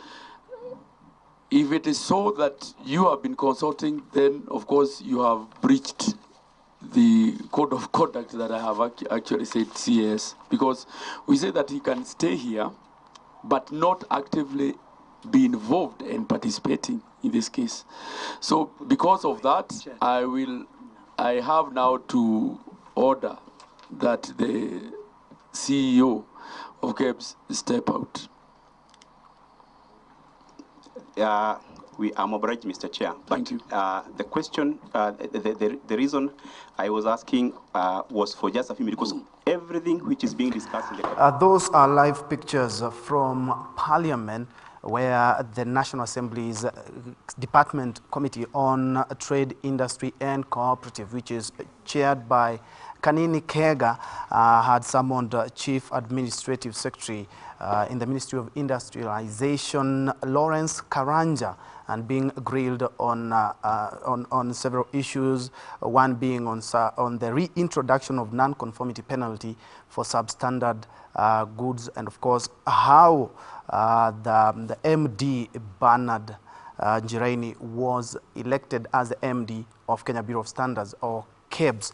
Gentlemen, just a quick one. I do remember it was on 1st of May last year when the president was in Narok for the Madaraka Day celebrations. He talked about a raft of measures that were to be followed so that to make ease of business conducive for anyone who wanted to be bringing in things, and this was one of the things that was scrapped. Now there is a reintroduction of non-compliance penalty. Job. Yes, I think the issue of goods and quality has been something that has been messing around with us Kenyans. We have a lot of situations where some goods are not up to the standard that we want. Including medical supplies. Exactly. So if the president, through his executive pronouncement, made it such that at least those things get inspected before they are shipped here, it saves our officers a lot of time. Because before, I think our officers were the ones to do some random checks on that, and then there is this issue that they'll take too long to get the goods out, and then people start complaining. So I think that was a good measure from the from the president, and it helps us with quality. Yeah, and quality sometimes is equal to life. Yes, because the substandard thing can cause death. Yeah, of course. The CS also had pains to explain how the process that was used to recruit the MD. You've heard that the MD scored 64, and there's somebody who had scored what, 76? 76 or something. Yes. I actually want to load also the issue of quality. Yes. Before I come to that point, because remember the case of sugar. Yes. Where we were being told the sugar circulating, or the teaspoon of sugar you're putting into your tea is poison. Yes. So imagine every day you go to the shop, you buy poison, take it, give it to your children. You give it to your children, poison. So if these measures are put in place and are observed to the latter, because I think it should be criminal to really overlook some things. In military, is criminal. If you are on duty and some things are smuggled, it will cost you your job. So it means that when you are at the port, because it's a multi-agency thing, we have KRA, KEBS, and then all the multi-agencies there, and the port authority, they should ensure that whatever comes to the country should be quality. If we say that the mitumba that comes to the country is only the general mitumba without the inner wares, remember it was banned, but you still find them in the market. So who is sleeping on the job? So again, somebody should crack the whip, and we appreciate the work of this committee, and let them do that work and crack the whip more. On that issue of recruitment, you know, it is so, again, the boardroom issues. When somebody has scored, you know, you do a weighted average, and then the person who scores, again, maybe there are other things to consider. Like NIS report, you might be number one, but the report coming from the intelligence saying otherwise. I don't know, it can even say you hold two passport, which is not illegal anyway, but it will put some question because of security reason for that position. So I might give them benefit of doubt, but again, I like the way the committee is doing, because it is now providing the checks and balances. If this person was number 2 or number 3 was given the position, can you explain why? If the reason is really valid, or if it is just a technical knockout that is malicious, it should be taken care of, and they should be held accountable. Thank you. Back to the topic of discussion, and we actually need to pick up the pace. In case you're joining us, this is Newscheck, and today we are looking at 2 years down the line after the handshake. What are the gains? What are some of the challenges that the handshake has encountered? And on set, we have Job Ndege and Hashon Moitalel, who are governance and experts when it comes to matters politics, leadership in the country. And before we actually went to Parliament, we were looking at the international community. You do remember that after the handshake, there were so many accolades were streaming in after President Uhuru Kenyatta and former Prime Minister Raila Odinga started that, and they have been doing a lot of things together. And okay, forgot the last one being watching soccer together on Sunday between Gor and the Mashemeji Derby. And they had been called to make a speech at the United States, which was a very great honor. Yeah, you know, the coming together of the two, we call them protagonists in the 2017 election, shows something unique. It's very rare in our region for politicians who are protagonists to actually come together. And so that was one of its kind. And I don't know the background on how they did it, but apparently they just decided to come together based on some advice from maybe close friends or family. So without being forced by many people, typically most of the coming together you have seen is almost a gun on your head. You must go and meet Ben, Ben you must go and meet Job. But this one, they shocked us all on that 9th of March on how they did that. So this, I think, for the national community was to show it to others. We have many situations in this continent where after a political process, there is a spillover. That spillover typically leads to violence and lack of control on a nation. And it causes so much pain to the citizens of that republic and even to the international community who are now forced to shepherd this country back to normal. So in this case, if the two leaders decided that Kenya was bigger than them and they came together, I think that was now something to be lauded. And you're right. They spoke in a very high-powered meeting in Washington. The Prime Minister has gone abroad to do some tours and also talks about it. The President has also mentioned it wherever he travels. And then even here locally, the fact that they have had occasion to be together to show that we are still together 2 years down the line, and we are conscious that people are looking at this thing, and we have already been given some recognition. So we can't let the international community and the Kenyans down. Yes. So the optics are good. That's why the optics are good. They are talking in sync. They are happy together. Yes. And I just hope they continue that way till they birth the BBI constitution, which probably done this year. And then the next 2 years, we now make sure that Kenya runs well, and then when the election comes in 2022, we are one. If they do that, then I think they will have achieved. Yes. I have a reason to believe that the unity between the president and the retired prime minister is a forced marriage. You remember when they met, after the handshake, Mudavadi said there was a call, and there was a pressure from outside for them to unite. And you remember, Americans and the EU have a lot of interest in Kenya. That's why their consulates are very keen on the happenings in the country. You remember during the 2007 election, post-election violence, Americans say it is not business as usual in Kenya. Yes. It means they have a lot of business they are doing here. They have a lot of research they are doing. They have actually, they have a base, part of not this and that operates between the countries just around these African countries, and they have a lot of interest. Now, since they are the initiators of this marriage between the two protagonists, they have to make sure that the report coming from, all these cable reports coming between Nairobi and Washington, are checking on them. Are they really together?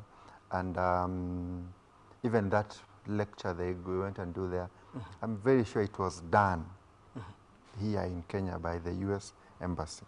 So there's a lot of interest which are here, and it is for the good, because we have seen them. But now,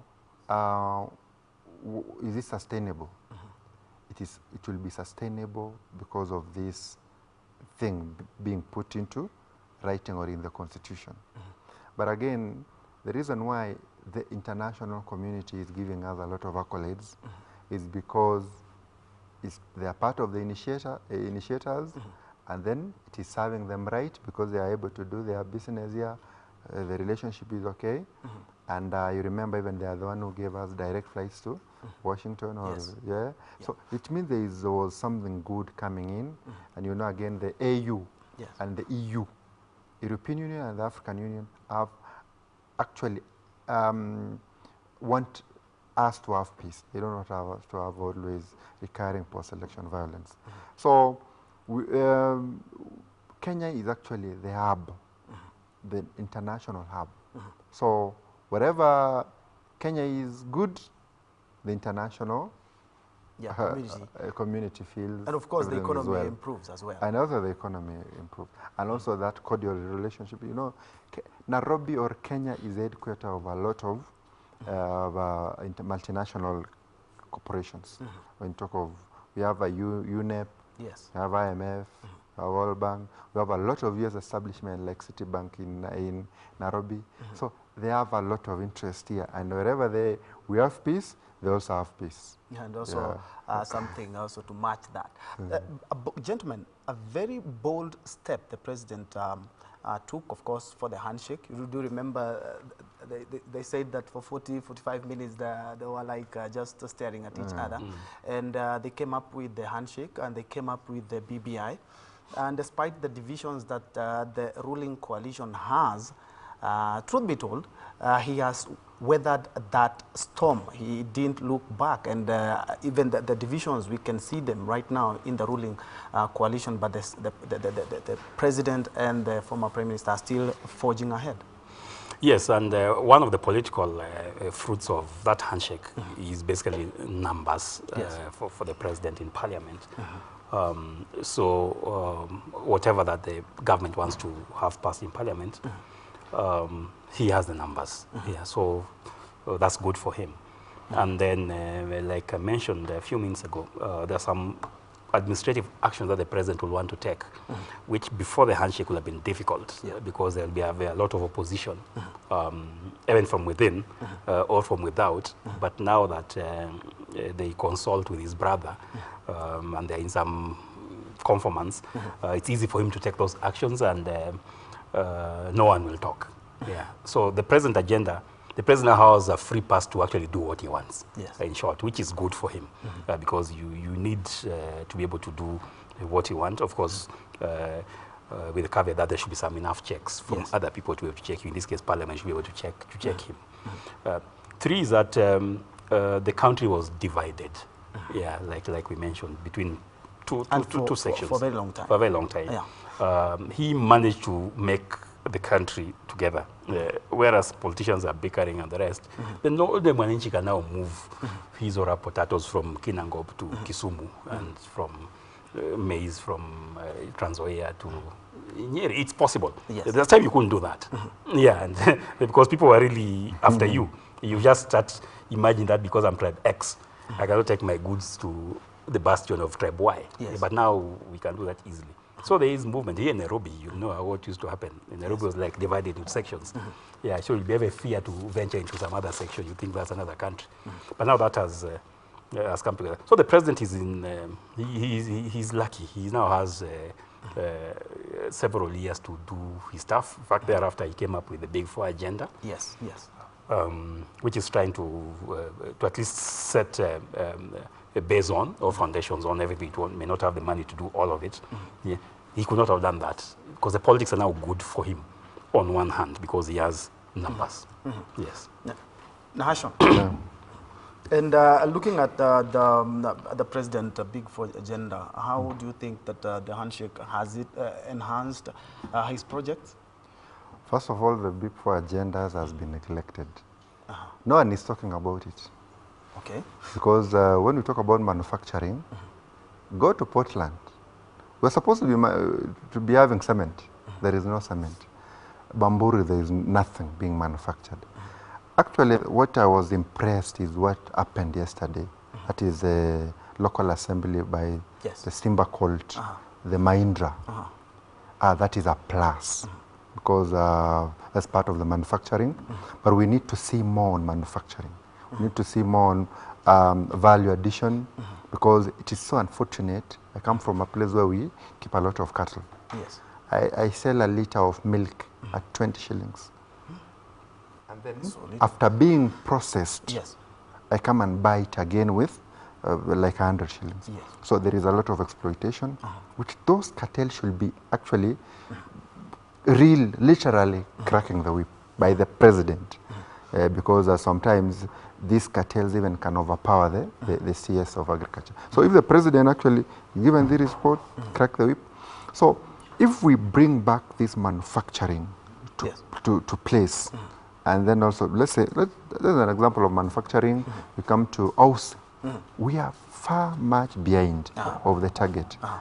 Likewise, Medicare, but Medicare we are doing good because of the NHIF, because most of the people are forced. Despite the small hiccups. But there is a lag behind which should be taken care of after the BBI.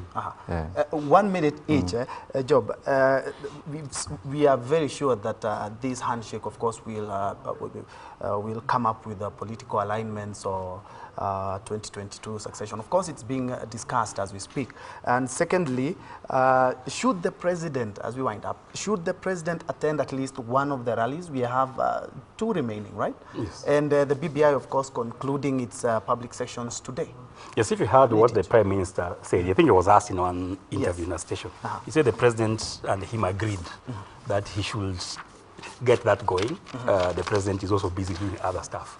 So probably the president has given him the political wing to play, whereas the president is playing the executive wing of running the government, which is also fair. Because if you start getting involved in all these market things, you may lose track of what you need to do. There are times I read or I see on TV the Prime Minister meeting a whole set of people in a day, talking the politics of BBI. Yes, the president surely cannot have that time to do that. He has a lot of things to do on his plate. Yes. So as long as he trusts his brother to do that, then he doesn't have to appear in any rally, because there'll be more coming. Assuming that people have done this, there'll be now a document to be taken around. Maybe he'll appear at that point. And do you think they're going to come up with some political realignment? Yes, because like I mentioned earlier, one of the things that I think they were thinking about is that 2022 will be good politics. Where good politics means they'll all agree on how to present leadership to the rest of the public. So there will be some lineup. As we wind up, Montalel. So I really, it's good we have the second anniversary of the BBI, and what I really want to tell the principals, the people who are actually vying there in the coalition, let them be genuine. Let them put this inclusivity, let it be genuine, and let everybody be there, so that we don't have these divisions that are there. And I really want the president to attend at least one, because it is good for the eyes. Yes. And it is good, you know, what you see, perception, is what actually forms an attitude. And we are dealing with attitude. If the attitude is positive, we'll go for it. If there is some negativity, we won't go with it. So we need a positive attitude towards BBI and make sure that we bring these people together. Because if we talk of political coalition or what, if we are not careful, it will be the dynasty versus the hustler. Yes. That is my parting shot. Okay, that's your parting shot. Thank you so much, gentlemen, for making time. I have been speaking to two formidable gentlemen here, Job Ndege and Nahashon Moitalel, who are governance and leadership experts. Of course, kindly let's continue this conversation on social media, your views and your take on the handshake, what it has been able to achieve over the last 2 years. I'm Ben Troy. Indeed, thank you so much for watching. I'm now giving the baton to my colleague Timothy Kipnusu, who is coming up with Tamrini, and thank you so much for watching.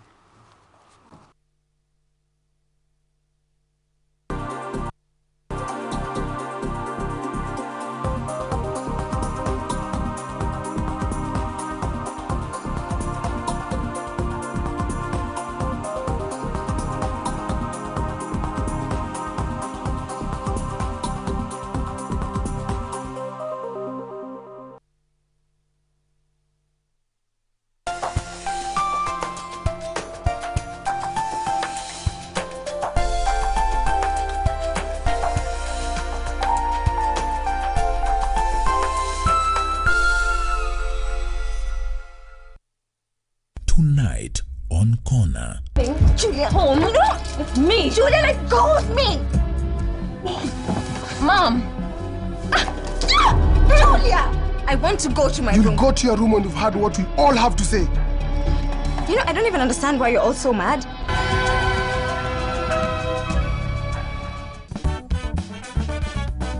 Some of the greatest people we meet are women. Women who understand that fear is nothing more than an obstacle that stands in the way of progress. A few minutes later, he put his hand up my skirt. This lady had been in an abusive marriage. I was terrified. Been set up. You've been set up by your boss? Yes. This is how shocking it is. Yeah. The lucky ones and the strong ones are the ones who go out and start talking about it. Women who understand that when life hits you hard, you do not tremble, but instead you hit back harder. Everything that you do has consequences. The moment we do not speak about sexual violence, we are effectively condoning the practice. Doing things right is a challenge, but doing things right consistently is a greater challenge. An event can happen in your life and it instantaneously changes the way you do things. Living my life reflectively. We need to learn how to have those hard conversations. We just have to know when to say no. Power is not given to you. You have to take it. And it's only when we truly embrace the power we have as women that we achieve remarkable things against all odds. Dadas, coming back soon. Welcome. Embakasi Utawala tuko locked. Ungem Utanyahururu Kasuku Massive. Jeshi ya Nyeri Maua Nakuru ko locked mbaya. Kigumo Ward na ambao wote wako ndani ya KBC Channel 1. Akulaliki Wednesday bila the rev. Mbotela Outer Idara Kitengela. Kiambu County 33 Pipeline Meru anawakilisha. Rongai Maboxa pale go down. Karatina Outer Mlolongo wana enjoy show. Lari Sub County Outer Githurai 45. Lanet Barracks tuko ndani yake. Okongo Outer Carnation Maragwa Seti Nairobi. Fika wako locked mbaya sana. Watu wangu wa Nakuru Ngwaro. Outer Gilgil. Live kutoka Mazeras Bahati Massive. Embo Thika Massive. Siaya Shikambi Kakamega Bungoma County. Kusia Boda Kisumu City. Malindi yote iko ndani ya the rev. When I'm in Kenya, I tune in to the rave. Get your mind brave, focus, conscious. Kenya, East Africa. Right. Keep it locked. Calling out to Africa.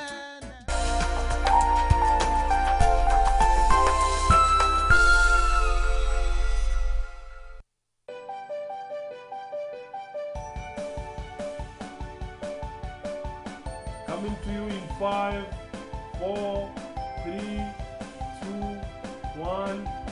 On air. It's not always about breaking the story. It's about checking the facts. On Newscheck, we give you a panoramic view of events shaping the news in real time. Let's do away with the everyday stories and deal with something that's more exciting. We're talking about the world of sport. They say if you are not a decision maker, don't come to the decision-making table. On BizCheck, it's different. We take you to the boardroom where decisions that shape the economy are made. Kila kunapokucha unatazamia kupata habari tendeti za kina na za kuaminika. Hivyo basi hapa umegonga ndipo tunakupeleka zinakojiri habari pindi tu zinapojiri. Kumbuka, ni kwenye tamrini ya Channel 1 pekee ambapo unapata mijadala inayokuhusu wewe.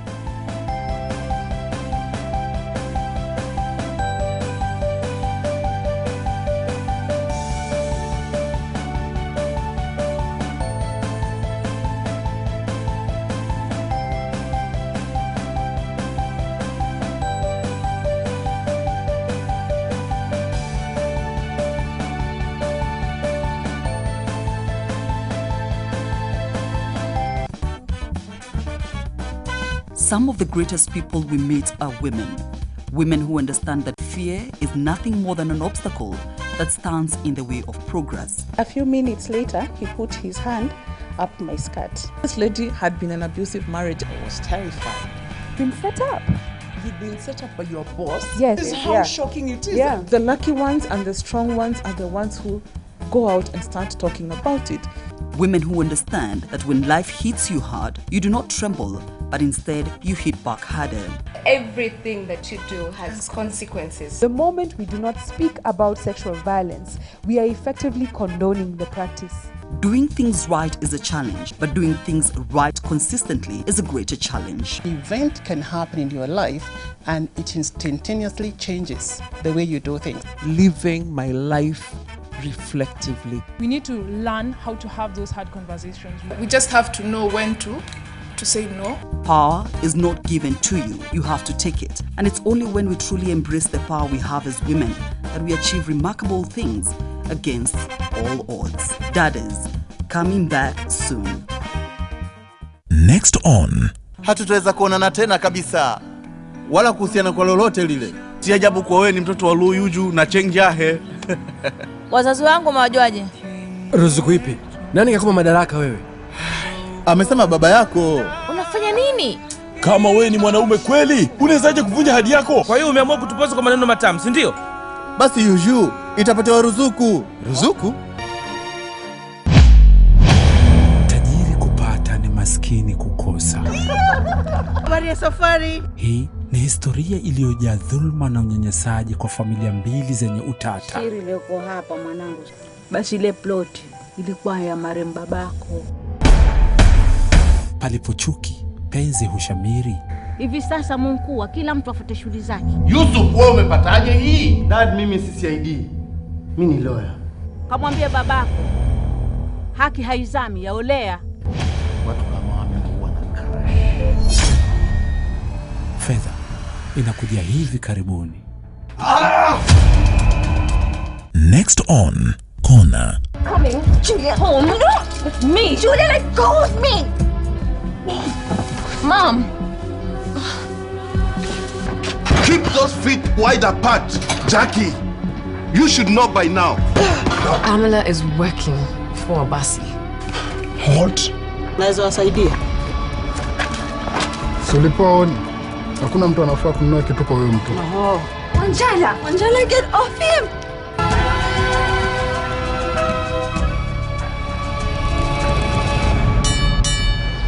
On the next episode of Elena's Ghost. Dulce, mind if I bring it up to her? The thing is, I put her medication in the tea and I have to be with her to make sure she drinks the whole thing. I think that Laura probably picked up her suitcases and she just went back home. The cell phone. I'm so stupid. Don't let me down. Lena Lafe doesn't live in this house anymore. Eduardo broke up with her. Laura is being held captive here in this house against her will. That's just absurd. That's absolutely ridiculous. Next on Bangkok vet Korafong Ovirakul has been using acupuncture on pets for many years and says for animals like Coco, it's the best treatment. With 10 people holding him down with general anesthetics, giving Dingo the Israeli giraffe his first manicure was a pain in the neck, but will now allow the animal to walk painlessly and with his head held high. These two male dolphins were housed in a pool with reflective glass walls at this aquarium in Brooklyn. Researchers found the dolphins reacted to their own reflections without the social responses they displayed when seeing other dolphins.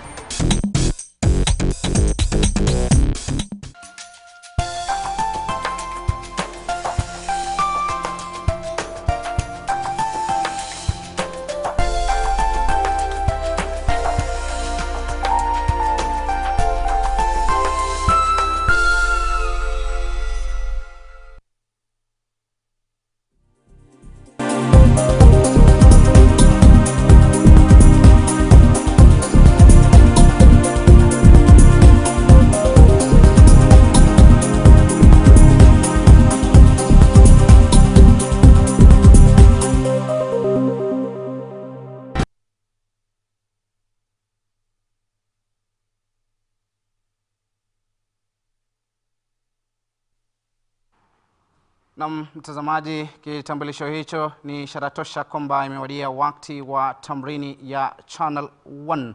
Nikiwa na wingi wa matumaini kwamba wewe buheri wa afya mahala popote ulipo. Kumbuka kwamba kipindi hiki ni kipindi maarufu zaidi na kukufahamisha wewe yanayojiri hapa nchini, hasa katika pembe tofauti za homo nchini. Na hii leo niko hapa kwa niaba ya mwenzangu Nancy Kware. Hii leo mtazamaji, tutakuwa tunaangazia masuala kadha wa kadha kwenye kitengo cha mahojiano. Miaka miwili tangu ndoa kati ya kiongozi wa chama cha ODM Raila Odinga na kiongozi wa taifa Rais Uhuru Kenyatta.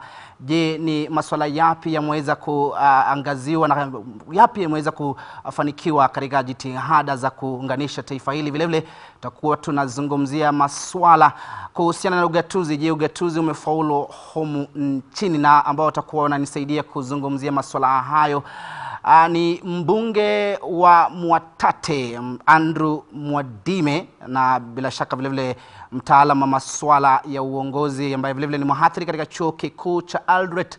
Hapo awali kilikuwa kikifahamika kama Chepkoilel, anafahamika kama Philip Chebuneta. Kwa hivyo mtazamaji, ni mahojiano ambao usikose kutizama. Lakini kabla ya kuendelea, kumbuka kwamba unaweza zungumza nasi kupitia mitandao ya kijamii.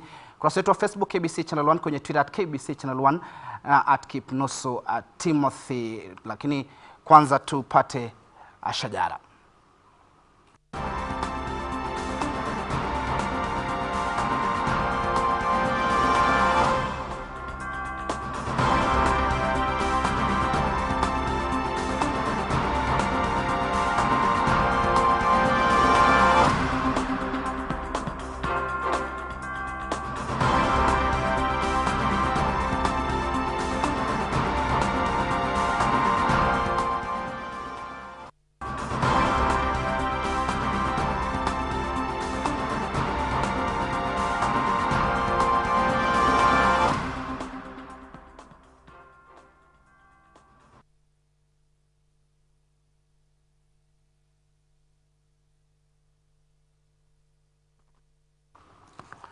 Naam, hizo ni baadhi ya taarifa ambazo tunazifuatilia mtazamaji, na tutakuwa tunakufahamisha mengi zaidi, manake wanahabari wetu wamekita kambi maeneo tofauti kuweza kukuelezea yanayojiri kule.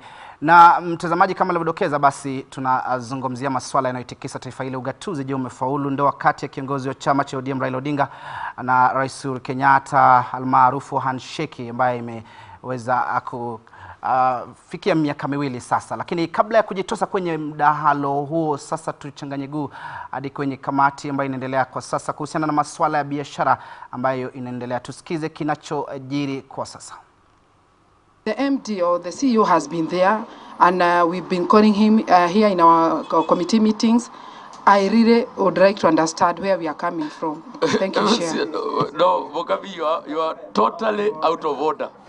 On that one, you are totally out of order because, order members, this is not even our question. This is a question, and you know, any member is free to answer or to ask any question. In fact, we are only providing an avenue for that question to be answered to the Honorable MP for Kipukerian West, Honorable Hirari. It is his question, and any person has a right to ask any question at any particular time. So, Honorable Mukabi, you start guided on that. It's okay, Chair, but don't continue that line. You'll watch the space. We will watch the space. I'm waiting. Okay. So, Honorable, no. Anyway, we ignore the last part. So, let's proceed with the other question. Question number 2. Question number 2. Chair, would I request that the MD and I comes think the MD should now come in. Chair, as I answer that question, there is a document we have prepared, but I'll say that the transfers were carried out in line with laid out guidelines in KEBS to enhance efficiency. Section 2 of the KEBS Human Resource Policy provides that an employee may be transferred to work at any station provided that he possesses core competencies required for effective performance. Further, under Section 2351 of the manual, it recognizes that in order to meet its operational requirement, it may be necessary to transfer or post members from one department to another. Further, Section 2353 provide that as a general policy, employees will be required to serve in one department, division, or region for 3 years, after which they are eligible for consideration for job rotation. Again, Section 2359 further notes that a transfer rotation at the direction of the KEBS may occur as part of change management process or as a part of development strategy to afford employee wide exposure of entire functions of the organization and different aspects of the function. Therefore, that transfer was done in line with the Human Resource Manual. Chair, as a matter of fact, I have prepared a matrix of all the staff who are transferred, and I would wish to table the matrix so that the committee can see the staff from where they were transferred and to where they were transferred. What annex is that? Annexed. It's annexed 2 on the folder.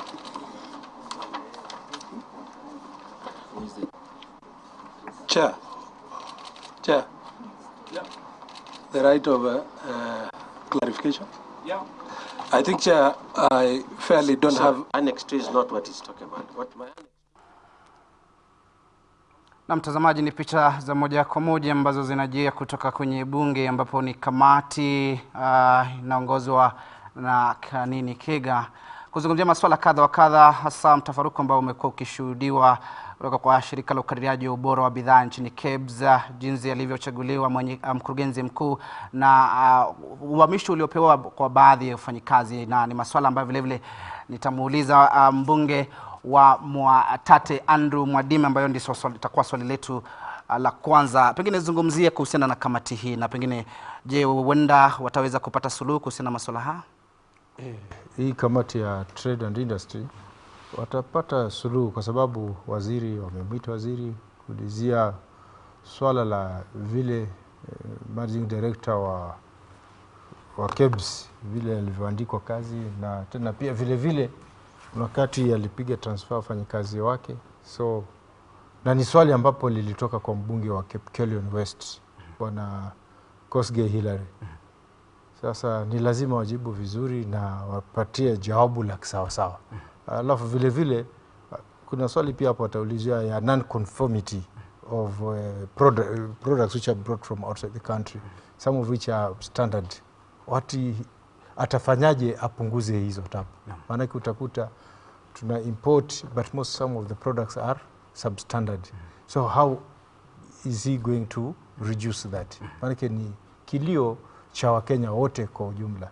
Ndio sasa kamati inaendelea kuuliza hilo swala. Yeah. Pengine Chebunetu, unasema nini kuhusiana na kamati hii? Pengine kumekuwa na masuala ya kuwepo kwa bidhaa gushi humu nchini. KEBS limekiziwa lawama na swala hilo la kuchaguliwa kwa mkurugenzi mkuu bila kidogo lama kikibuka kuhusiana na jinsi alivyochaguliwa na kupewa uhamisho wafanyikazi kadhaa. Asante sana. Wakati ambapo yule mkubwa wa KEBS alipotolewa, huyu mgeni ambaye ameingia kazini sasa ameanza kazi yake ya kuendesha ile ofisi, na mkubwa akiwa pale inahitaji ajue ni nani anafanya kazi wapi. Kwa hivyo hayo ni mambo ya kawaida ambayo yanatendeka hata kule katika chuo kikuu. Kila idara ya serikali utakuta kwamba unaweza mtoa mwingine kutoka idara nyingine hadi lingine.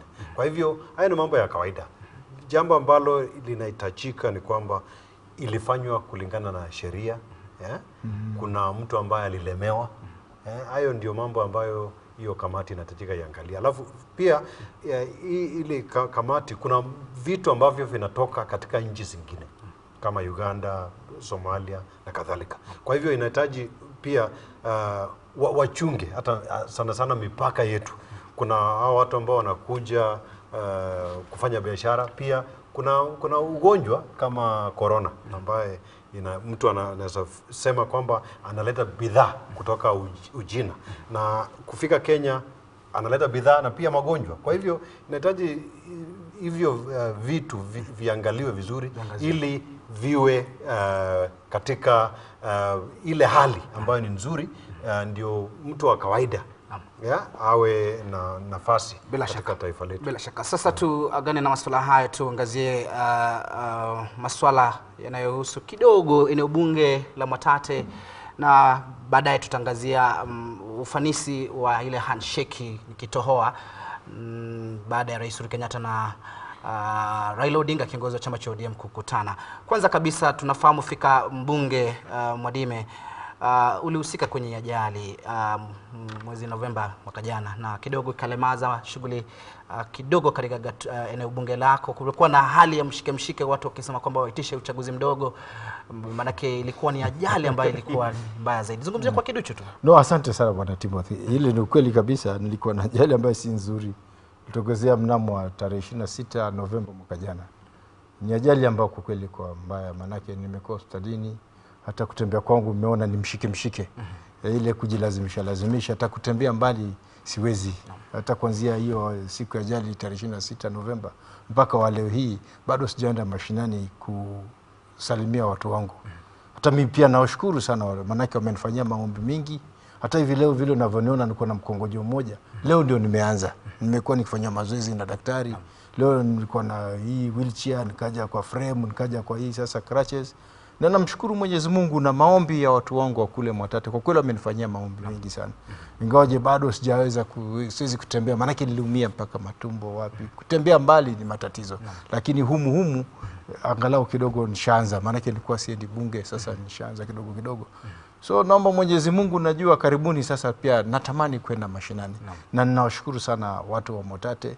Na unajua Mwatate sisi ni watu ambao kwa kweli constituency yangu it's landlocked, iko na tabu nyingi. Unajua that is the only constituency ambapo hatuna industry hata moja, hatuna hoteli, tuko na moja tu. Pengine kabla ya kuzamia kuhusiana na masuala ya changamoto ambazo ziko kwenye gatuzi hilo, ndio tunashukuru Mwenyezi Mungu kwa uhai hii leo. Ulihisi vipi wakati huo ambapo kulikuwa na shinikizo kwamba kuwepo kwa uchaguzi mdogo, maana kile umedokeza kwamba kulikuwa na hali mshike kidogo? Sasa unajua mimi niko katika hali mahututi. Kwa katika hali mahututi wewe huna chako. Ni kunyamaza tu na kuona vile dunia inasonga. Lakini namshukuru Mwenyezi Mungu, manake kwa kweli kufikia mpaka wa sasa leo hii nimeimarika sana.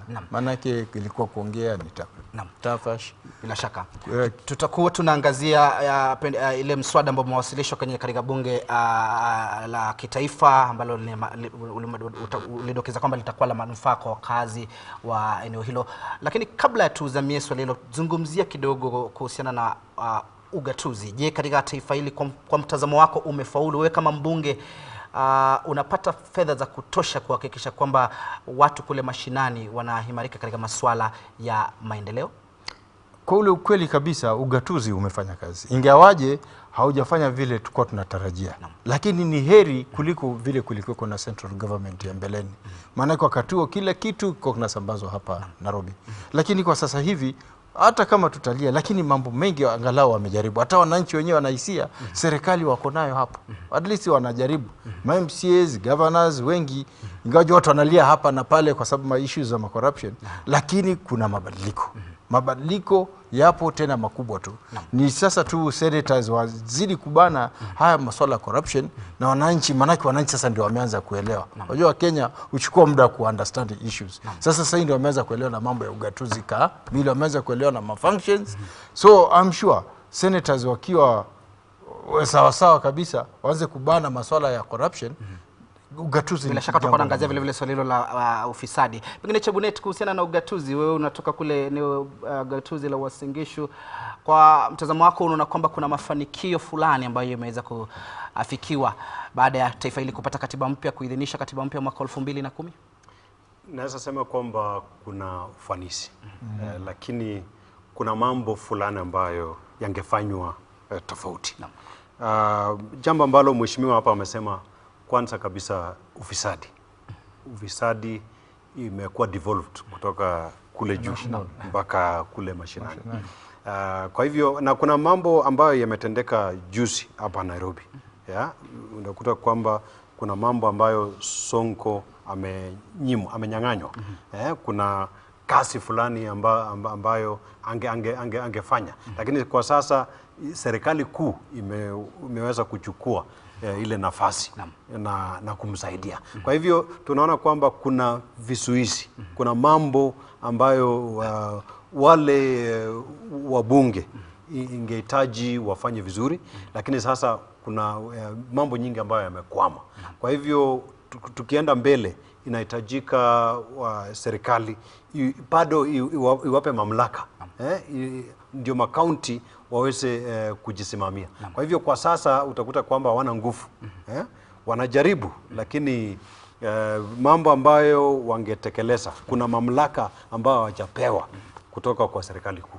Kuna mambo hata miswada katika bunge, miswada ikipitishwa katika seneti, inafika katika National Assembly inasuiwa. Kwa hivyo kuna changamoto kadha. Changamoto. Bila shaka alafu tunazungumzia kuhusiana na mswada kidogo tunapozungumzia ugatuzi, lazima kuna masuala kadha wa kadha ambayo lazima yaweze kuatiliwa mkazo. Unyaye kama wabunge, wewe pengine tueleze kwanza mswada wako huu ambao umekuwa ukipiga upato wa kuhakikisha kwamba kuna ile maadili, uongozi, zungumzia kwa kiduchu public service values. Hiyo ndio maana kama hii tu BBI. Unajua dunia zote ulimwenguni keki msipoigawanya vizuri lazima kuwe na malumbano. Bila kula keki kila mtu apate sehemu yake kidogo kidogo, basi lazima kuwe na malumbano kila mahali. Ndio maana utakuta makabila madogo analia. Manake ndio maana nikaja na hiyo hoja. Ni marekebisho kwa ile public service, public service. It's just an amendment ya kusaidia so that kila mtu Mkenya ajihisi kwamba yumo ndani. Manake siku hizi, kwa mfano mimi ni Mwadime, nimeandikwa kazi kama MD wa kampuni fulani. Unajua naandika watu wangu wote, alafu hao wengine kabla za Kenya naziconsider baadaye. Sasa utakuta kwamba imeendelea na makabila mengine haona hata even a single MD. Sasa utakuta watoto wanaumia. Alafu vile vile hata kuna wengine mahali kupata kazi mpaka mtu alipe pesa, apatie pesa kama jeshi. Kusikia jeshi watu wanalia sana Kenya nzima. Wakati maparastatol watu wanaandikana makazi. Kama wewe hujui wale wakubwa, basi kupata kazi hata kama umepita vizuri namna gani huwezi pata kazi. Sasa hii sheria ndio sasa ina deal na hiyo issue. Wakenya wote wakati kama vile katika vitabu vya pesa. So unajua kila mwaka financial year wanaletaga vitabu vyao kwa bunge. Zinaingia either kwa ile inaitwa Public Accounts Committee, PAC, ama Public Investment Committee, PIC. Sasa pia vile vile kwa upande wa human resource wangekuwa pia wanaleta report kama ni MD ameandika mahali ama HR manager ameandika nani kwa mwaka, kwa umri gani youth wana complain hawana makazi, gender women wana complain hawana makazi, huyo mtu ametoka residence gani, na kama mtu kama ameandika tuseme clan yake yote huyo basi hana budi baada ya hizo report kufika bunge avutiliwe mbali aende zake, so that apishe Mkenya mwingine. Unalenga kukabiliana na masuala kama haya. Yes, so that Wakenya wote wajihisi wako Kenya, ndio nakula keki wote kwa pamoja. Lakini kwa sasa hivi hata ukiulizwa Wakenya, uulize sasa hivi, anzeni kipindi hapa KBC, ulizeni Wakenya wote alafu msikie response, watasema namna gani? Watasema oh bwana, ukienda kwa makampuni utapata kabla hili, ukienda hili hapana.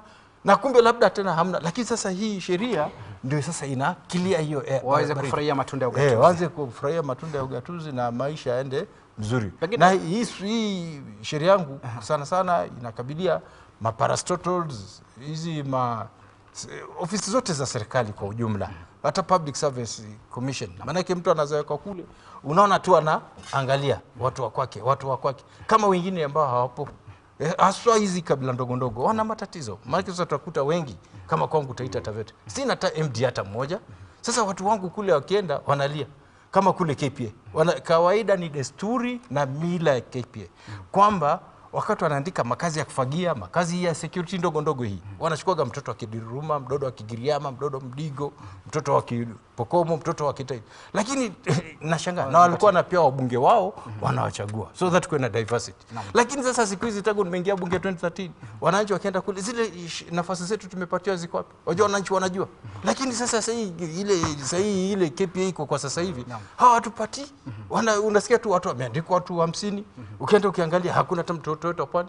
Na sisi pale ndio watoto wetu wale kazi ndogo ndogo ndio walikuwa wanapata hizo za kufagia, za kuchu, mambo masuala kama haya. Shikilia hapo. Pengine Chabuneti pate kauli yako vile kwenye gatuzi la Washington. Kupiga msasa wewe kama mtaalamu wa masuala ya uongozi, masuala ya ujumuishaji katika nafasi za uongozi katika nyanja tofauti imeweza kuafikiwa na wale wabunge. Tunapozungumzia hoja na mbunge Mwadima tueleza kuhusiana na hoja ambaye amewasilisha kwenye bunge la kitaifa, kuna wabunge ambao hawajawasilisha hoja yoyote ya kufanikisha ugatuzi mashinani. Zungumzia swala hili. Kwanza kabisa ningependa nimpongeze mheshimiwa, na mheshimiwa kama huyu hawapatikani. Kwanza mimi sijawahi kumuona, na kumbe wanafanya kazi nzuri. Kuna waheshimiwa kama yeye, mheshimiwa Mwadime, ambao wanafanya kazi nzuri. Huwa tunajua tu waheshimiwa wa makelele, wafujo, kupiga domo, hao ndio wanajulikana sana, kina Babu Wino na kadhalika. Wakenya pia wafundishwe. Lakini Wakenya inabidi sasa mjue wajumbe kama huyo, kwa sababu mswada ambao ameuleta, ambao unaleta usawa, mswada ambao ameuleta ambao hata vijana watafurahia, wale ambao wanatafuta kazi watafurahia miswada kama hii. Lakini Kenya yetu utakuta kwamba siasa ndio ina nafasi kubwa sana kwa nchi yetu. Hata kwa sasa mheshimiwa Mwadime anaweza tueleza mahali hapa, ile maneno ya Big 4 ile agenda 4 kuu za serikali imesauliwa. Ni BBI tu ndio watu wanaongea kuhusu. Lakini sasa vitu nzuri kama hizi hakuna mtu anashughulikia. Kwa hivyo inahitaji tuweke chini choto ya siasa, na tusahau mambo ambayo yanaweza tutenganisha kama wananchi, ili tusishughulikie tu vitu ambavyo havisaidii maisha ya Mkenya wa kawaida. Kwa hivyo hayo ndio inabidi serikali ishughulikie sana, ndio nchi yetu ipate kubadilika. Lakini tukishughulikia siasa hatutasonga mbele. Pengine mheshimiwa, lakini hapo kabla hujaulizia, acha nibunge mkono rafiki yangu. Kwa kweli pia serikali hata wananchi wenyewe vile ninavyosema. Maana wananchi, unajua mwanasiasa anaenda kulingana, unajua pia ni binadamu kama binadamu wengine tu, kwa sababu najua kila mtu hawezi kuwa kiongozi. Lakini utakuta kwamba wananchi wenyewe ndio saa nyingine wanataka yule mtu kupiga makelele hawasaidii wananchi wenyewe. Sasa wananchi pia lazima waelimike. Wajue kwamba huyu mtu ndo ataleta unga kwa meza, huyu ndo ataleta masuala. Lakini sasa wananchi wengine wanapenda tu yule mtu kelele ili hata hajisaidia lolote. Hilo ni jambo lazima liangaziwe. Sasa unajua tukiongea viongozi bila kuongea na wananchi hakuna kitu tutafanya. Na kiongozi anaenda kulingana na wananchi makosa ya kuchagua viongozi. Maana wananchi ndio sengine sasa unaweza kuta kama mtu mmoja hata ukisema na kiti naye unamuuliza maswali hizi hata hawezi ongea naye. Lakini wananchi nao ndo wanampenda huyo. Alafu tena baada muda kidogo tena wanaanza kulia. Baada muda kidogo anaanza. So ni vizuri wananchi, lakini unajua vile usema uongozi unatoka kwa Mungu. Sengine na Mwenyezi Mungu anazataka labda pengine amletee kiongozi kulingana na matakwa yenu. Kama nyinyi mnapenda sana kula sana, mtaletewa kiongozi ambaye anajua kula zaidi. Mkitaka pengine nyinyi mnapenda sana kuogelea, mtaletewa kiongozi anajua kuogelea zaidi. Pengine inategemea na matakwa ya wananchi. Yale wananchi anapenda sana. Si kama kuna wakati mimi nilikuwa naleta msaada kutengeneza hii nchi iwe nchi ya asali na maziwa. Na inawezekana. Na nilicalculate 43 billion ambapo after 6 months ingekuwa inatoa zaidi ya 100 billion. Na baada ya kuongea mambo ya ukabila, kila constituency Kenya 290 wawekee ng'ombe 1000 washindane na wengine, na wengine waongelee mzinga 1000 za asali. Ng'ombe za maziwa 1000 kila constituency. Alafu watu wanashindana Kenya nzima. Zetu zimekuwa namna gani? Zinatoa maziwa kina namna gani? Msado ulikuwa na unatumia only 43 billion. By then nikiutoa. Lakini unakuta tena Wakenya hata mambo sala kama hayo wafuatizi. Na nchi tungebadilisha ikawa nchi ya asali na maziwa. We imagine kila constituency tumetoa ng'ombe 1000 na tumetoa mizinga 1000. Alafu naambia kila constituency wajipange.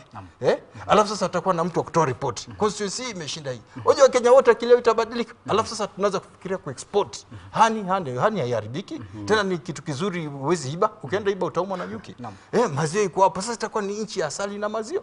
Lakini sasa kupata nchi ya asali na maziwa inafanya zaidi. Na inawezekana export inakuwa mzuri. Unapozungumzia kuhusiana na swali, kabla niulize swali ambalo nilikuwa nikuulize, ambayo ni changamoto ambayo imekuwa ikishuhudiwa hapa nchini, kwamba taifa kidogo tuna badala ya sisi kupeleka mazao yetu katika mataifa mengine ya ughaibuni, sisi ndio tunaagiza. Pengine changamoto ziko wapi? Wewe kama mbunge mangazia masuala haya. Wajua bwana Timothy, ule ukweli. Hata nanukuu, kuna Mtanzania mmoja alikuwa anasema sana utakuta zile akili kubwa zinaongozwa na akili ndogo. Sasa zile akili consumers ndio wako wengi kuliko wale producers. Hata ukiangalia wakubwa wengi, ukiangalia hata vile wamepata makazi, kuna wale really producers wako kule chini hawaandiki makazi. Lakini wale consumers wengi ndio wamewekwa, sasa hawezi kuzalisha. Sasa tungekuwa Kenya tuwe na sheria kama hii ambayo inatunga. Waangalie watu sawa. Utakuta nchi itakuwa inazalisha badala ya wao kutumia tu. Unajua sahihi matumizi yetu wa Kenya, most of Kenyans ni just consumers. They are no producers. No matter we are having a lot of problem. Lakini kama tungeangazia hilo swala kabisa, mtu akipatiwa idara hii, je, kama haijafanikiwa after 2 years, huyo mtu hana biashara na nyinyi? Huyo lazima ukienda ukiangalia mfuko wake imejaa mahali. Na vijana wetu wanakosa makazi na sasa kila saa ni kulia. Hata kwa sasa hivi watu wakisema swala lingine watu wanaleta ati watu wapunguze. In fact hata retirement age ingeongezwa kwa sababu sisi ndio tutumia akili zetu sawa. Tungekuwa tunatengeneza industries mingi, entrepreneurs yani producers hivi there. Tutengeneze industries mingi, tutatengeneza makazi mengi na Mungu ametubariki na kwa viwanda. Pengine Chebuni tunasema nini? Swala hilo la vile kuagizaji pengine bidhaa kutoka mataifa ya ughaibuni. Unatoka katika gatuzi la Uasin Gishu kule ambapo tunafahamu fika kwamba kuna wingi wa mazao au uzalishaji wa mazao mahindi, na hapo awali kumekuwa na lalama kwamba mbona taifa linaagiza mahindi kutoka mataifa ya ughaibuni, ila hali taifa letu la Kenya lina mahindi ya kutosha. Magala ya bodi ya kitaifa ya nafaka na mazao kuna mahindi ya kutosha kule. Changamoto ni nini na pengine suluhu mwafaka kuhusiana na masuala haya? Kwanza kabisa tunajua kwamba mwaka huu ile National Cereals and Produce Board haijafunguliwa. Naam. Hilo ndio jambo baya sana limetendeka kule katika bonde la Ufa. Haijafunguliwa mwaka huu. Kwa hivyo wale mabroker ndio wameongoza ile ununuzi wa mahindi.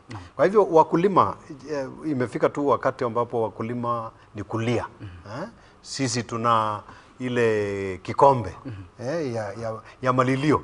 Tunalia tu, tunasema serikali tafadhali saidia. Ikifika wakati wa kupanda, serikali tafadhali saidia maneno ya mbolea. Sasa hivi yule waziri alikuwa juzi kule Eldoret.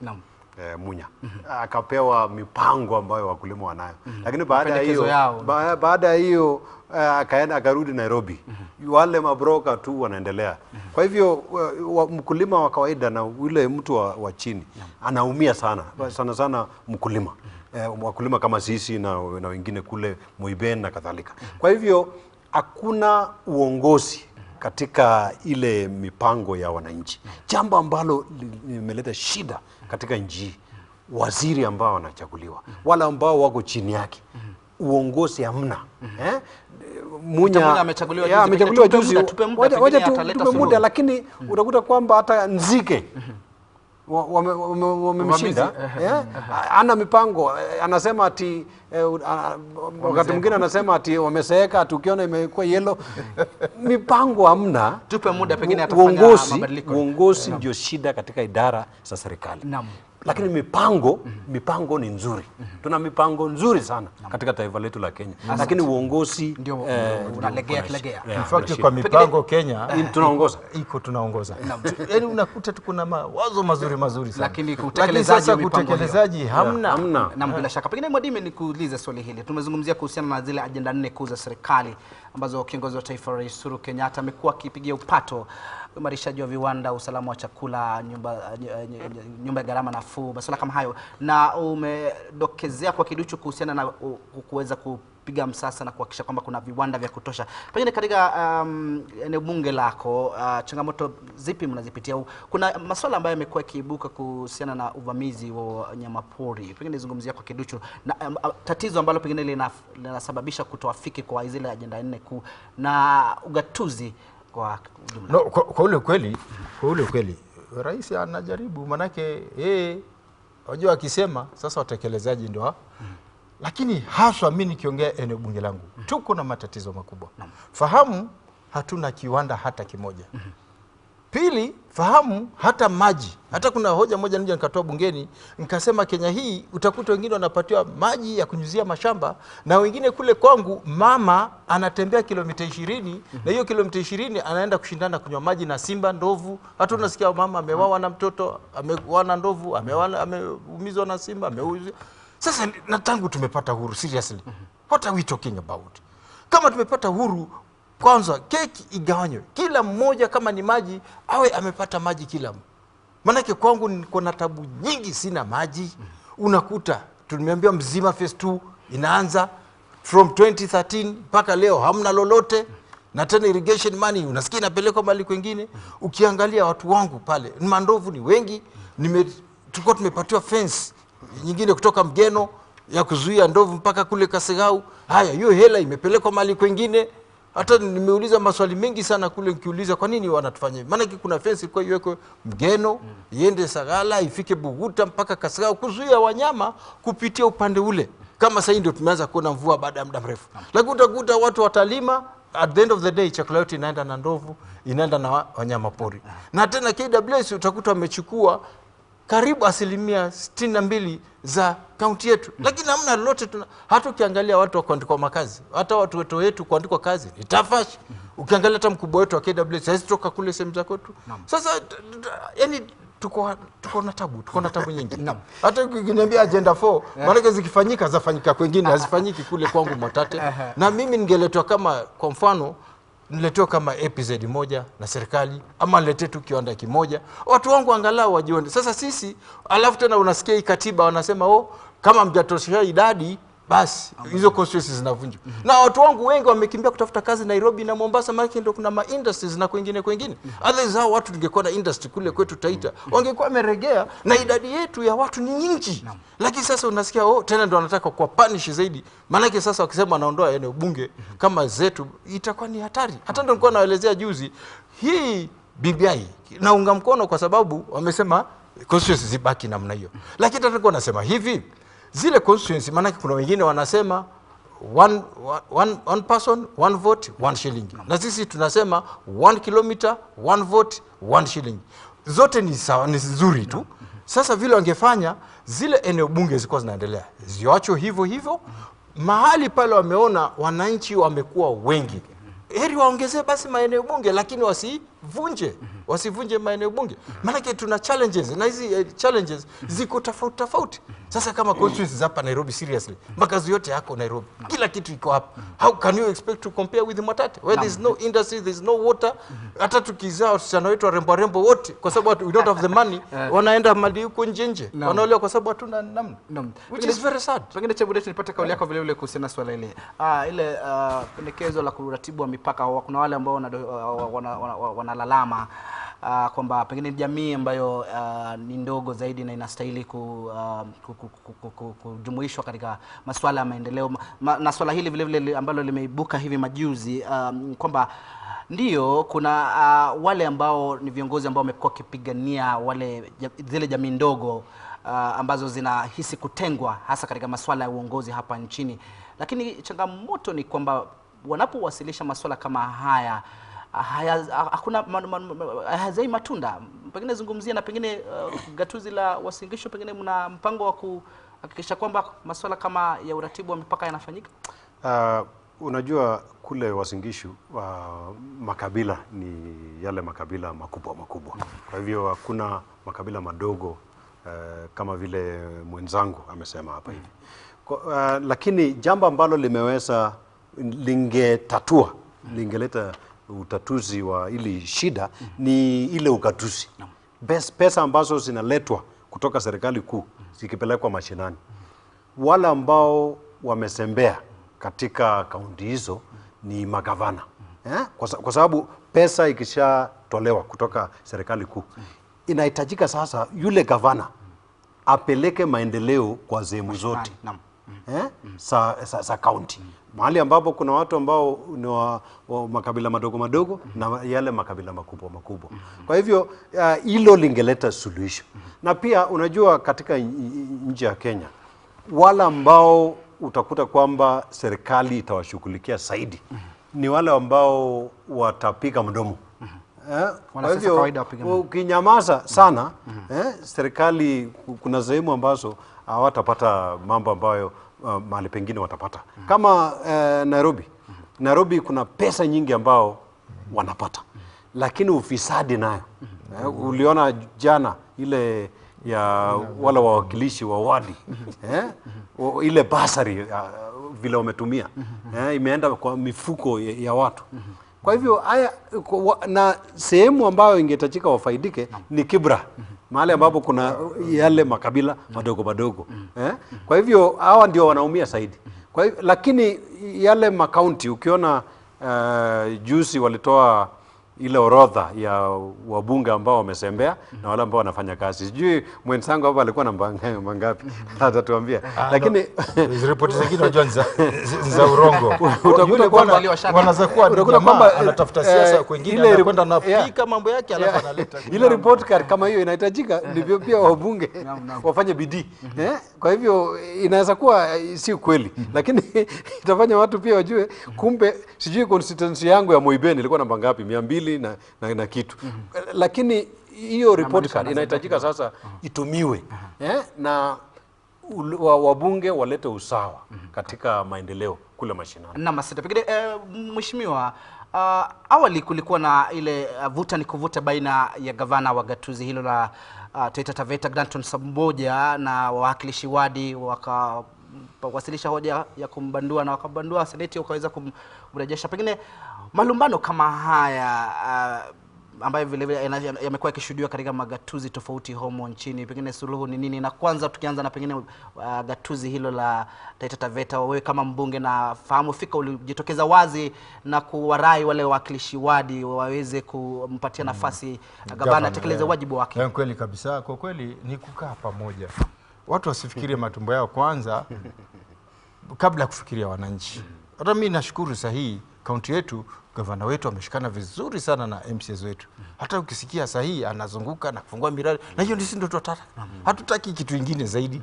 Vile anavyofanya, hata mimi nampongeza kwa sasa hivi. Na hata MCAs naopongeza. Maana wameshikana, wanazunguka, wakifungua miradi, na sisi tunataka haja yetu tuone miradi inaendelea. Lakini vile vile mwenzangu vile amesema, kwa kweli hata hii hela ya gatuzi utakuta zile kaunti ndogo ndogo kama sisi, ile hela tunapatiwa pale ni kidogo sana, na hali ukiangalia ile eneo bunge langu mwenyewe Mwatate peke yake ni kubwa kuliko Nairobi yote, kumaanisha mabarabara ni mingi lakini yako hali mbaya.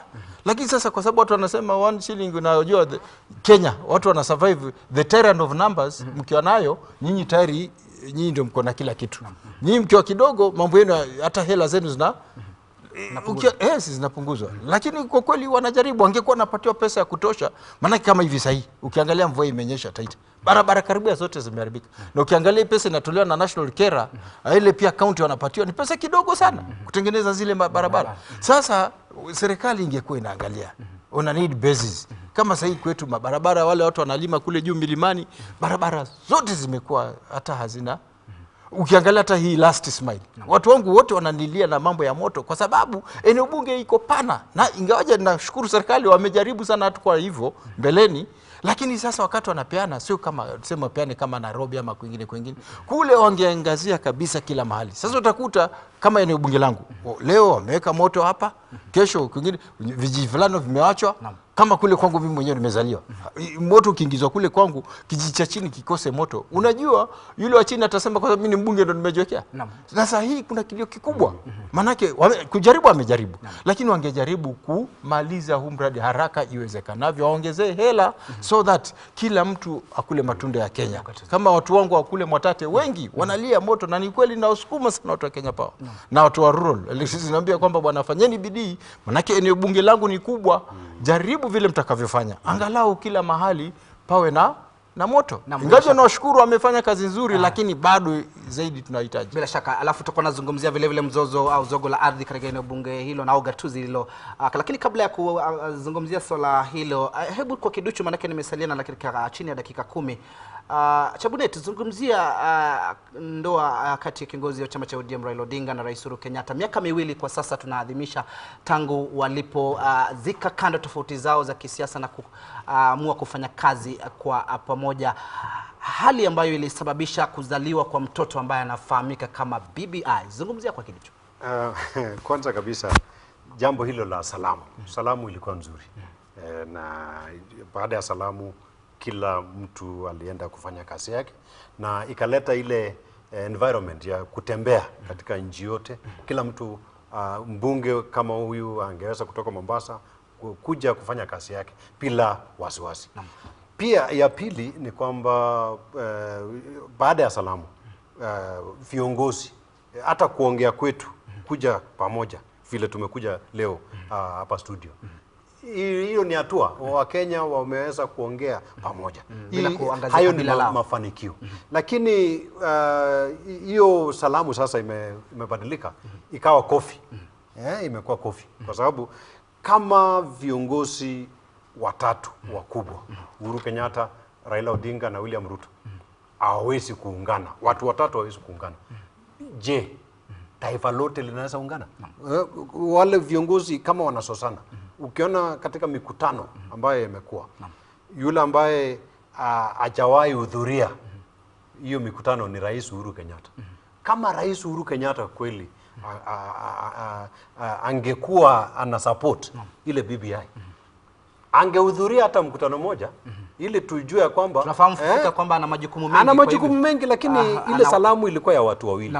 Kwa hivyo Wakenya huwa wanaangalia kwamba hata rais mwenyewe hajahudhuria, yule ambaye ni kiongozi wa hayo mikutano ya BBI ni Raila Odinga. Na tunajua Raila Odinga anahusishwa na chama chake cha ODM.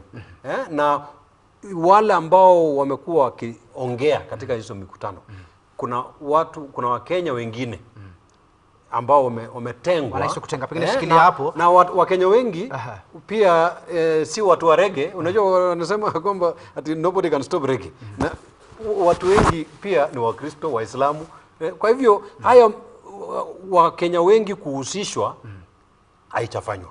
Na pengine nipate kauli ya Mheshimiwa Mwadime, na wewe kama mbunge wa Mwatate unahisi matunda ya wawili hao kuweza kukutana katika kuhakikisha kwamba pengine eneo bunge lako linapiga hatua kubwa kwa maendeleo na masuala? Ni kweli BBI kwangu mimi naona kidogo imefanya Kenya kuna politics ilikuwa very hot, lakini sasa hii siasa kidogo zimeenda chini.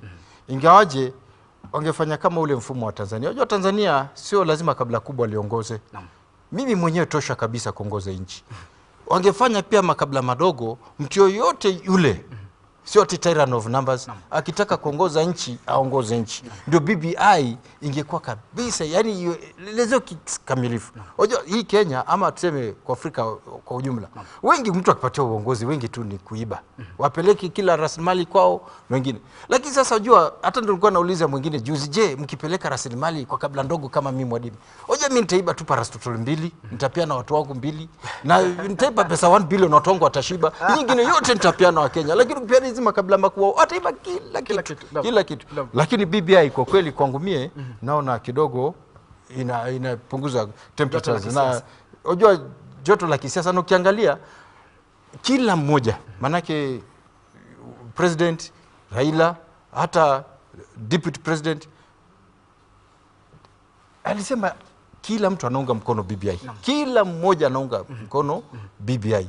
Lakini okay, kuna matukio mengine hapa na pale ambayo inafanya mtu anakuwa na tashushi, lakini wote walikuwa wanasema anaunda BBI. So angekuwa sasa sahihi, wangekuwa na concentrate kwenda kule mashinani, na tena wangeconcentrate sana kwa hizi kabla ndogo ndogo, so that nao wajihisi wako Kenya. Maana kisa kama mimi sasa hata nikisema namko president naweza siwezi, wataona huyu bwana hata niwe na hela ngapi na kwa hiyo utaonekana huyu bwana ameshikwa na wazimu. Lakini kitu ya kuudhi sana.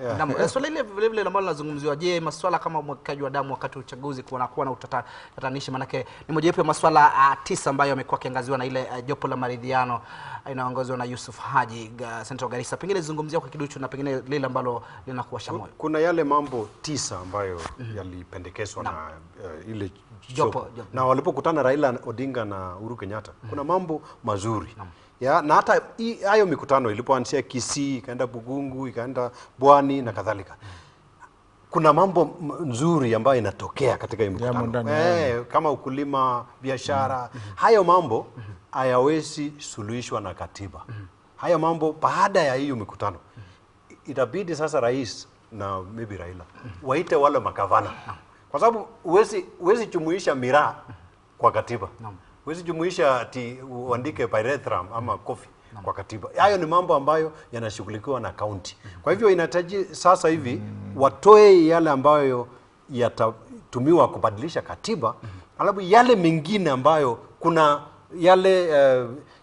kuna watu ambao wanahitajika watekeleze yale mambo mengine. Kwa hivyo haya mikutano yamesaidia kutoa zile hoja ambazo Wakenya wanataka washughulikiwe. Yamesaidia sana. Lakini hao watu ambao wadosi, hayo mikutano yatoke kwa mawazo ya watu wadosi, iende kwa wale watu wa kawaida ambao wanatabu kama kule Mwatate ambao hawana mabarabara.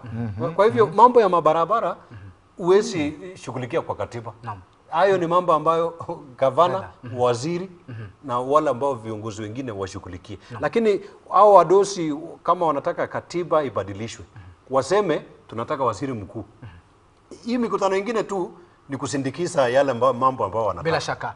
Naam, pengine kabla ya kutamatisha bunge, zungumzia lile pendekezo la wale maseneta kuwepo kwa huduma ambao kwa sasa leo wako kwenye mbele ya kamati hiyo ya jopo la maridhiano, kuzungumzia kuhusiana na kuwe na kamati 2 za huduma za bunge, wakihisi kwamba wao kidogo wametelekezwa katika masuala kadha. Unasema nini kuhusiana na pendekezo hilo? Mimi naunga mkono kabisa. Kwa sababu kwa kweli Senate unajua ni nyumba mpya. Na lazima kuna masuala yanakuja baada ya muda, baada ya kuona ni kitu gani kinaendelea. Ikifanyika hiyo hata huduma kwa wananchi unajua itakuwa ni rahisi. Na unajua Senate kuna kazi kubwa kwa sababu hizi kaunti zetu 47 ndio kuna kazi kubwa. Hata ndio maana nasema hata BBI nimependelea, one of the issues nimependelea waongeze pesa ziende kwa county. So that at least ile kama ni corruption ama ni kitu, maana kwa wananchi huwa anaona. Wananchi wa siku hizi wengi wameelewa na mambo mengi. Wakiona, lakini sasa kuripoti wanaripoti kwa nani? Lakini sasa Senate ikiwa proactive. Unajua Kenyans we are always reactive. Bala kuwa proactive we are always reactive. So that wawe na mahali wanaweza piga ripoti haraka na alafu na wao wawe sawa sawa. Utakuta nchi labda itabadilika. Na itabadilika. Naam.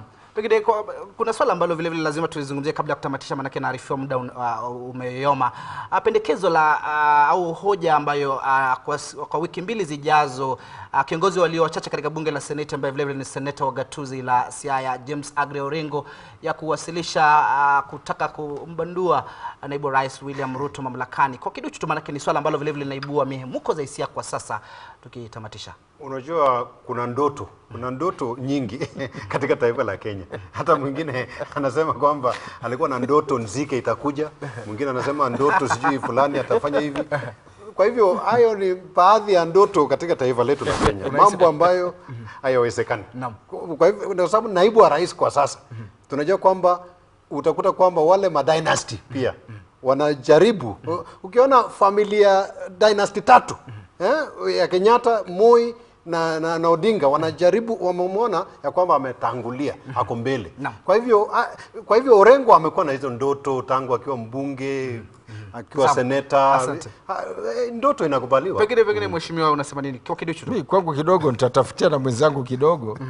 Ingawaje lakini kwa kweli katika katiba sijasoma kile kipengele sawa, lakini executive kama president na DP wako katika ninyo moja. So na unajua wako immune president. If the president is immune, I think also the DP is also immune. Hawezi kusema ati una impeach. Lakini sijasoma bado vizuri, but I remember sijaipitia karibuni hiyo sio sehemu, lakini nakumbuka there is some a section like that. Sasa itakuwa kidogo ni vigumu. Tukitamatisha sekunde 5 na tukamilisha masuala haya.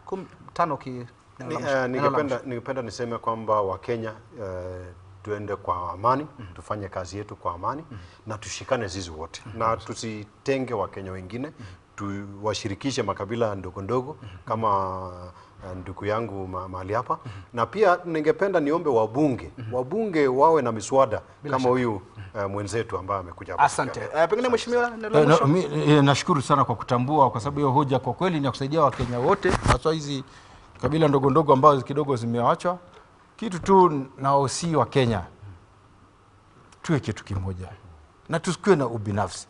Let us reason objectively, not subjectively. Yaani wakati jambo linafanyika to reason ati huyu ni wangu, huyu ni nani. Let's reason objectively rather than subjectively. Na watu wangu wa Mwatate ninamshukuru sana kwa kunivumilia, manake tangu nipate ajali sijafika huko. Tunajaribu kusukuma masuala kadha wa kadha. Hata kesho saa 3:30 kuelekea hapo saa 5 hiyo hoja itakuwa inajadiliwa, ikimaliziwa kujadiliwa, alafu ndio ipitishwe na wabunge. Karibuni, Mwenyezi Mungu vile anavyonisaidia, nafikiri nitakuwa nyumbani karibuni. Bila shaka. Asanteni sana. Na hapo ndipo tunatia alama ya kikomo tamrini ya Channel 1 wanavyosema Waswahili, kilicho na mwanzo daima dawamu akikosi kuwa na mwisho. Nimekuwa nikizungumza na mbunge wa Mwatate Andrew Mwadime, hali kadhalika Philip Chebunet ambaye ni mtaalamu wa masuala ya uongozi, ambaye vile vile ni mhadhiri katika chuo kikuu cha Eldoret ambacho hapo awali kilikuwa kifahamika kama Chepkoilel.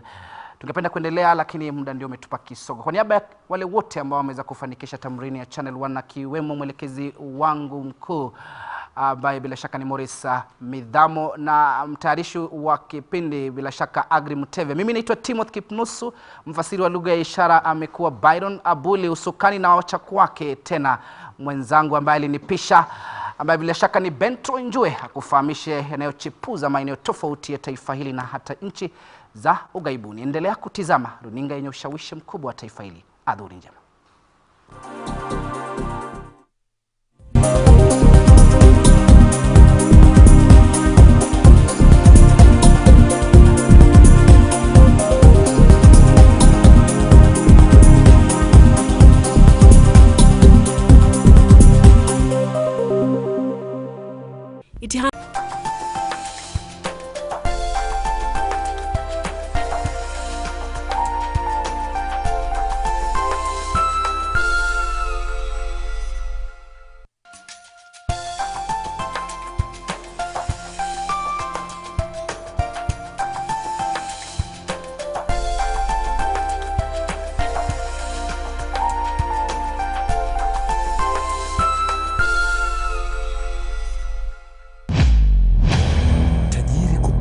Maskini kukosa.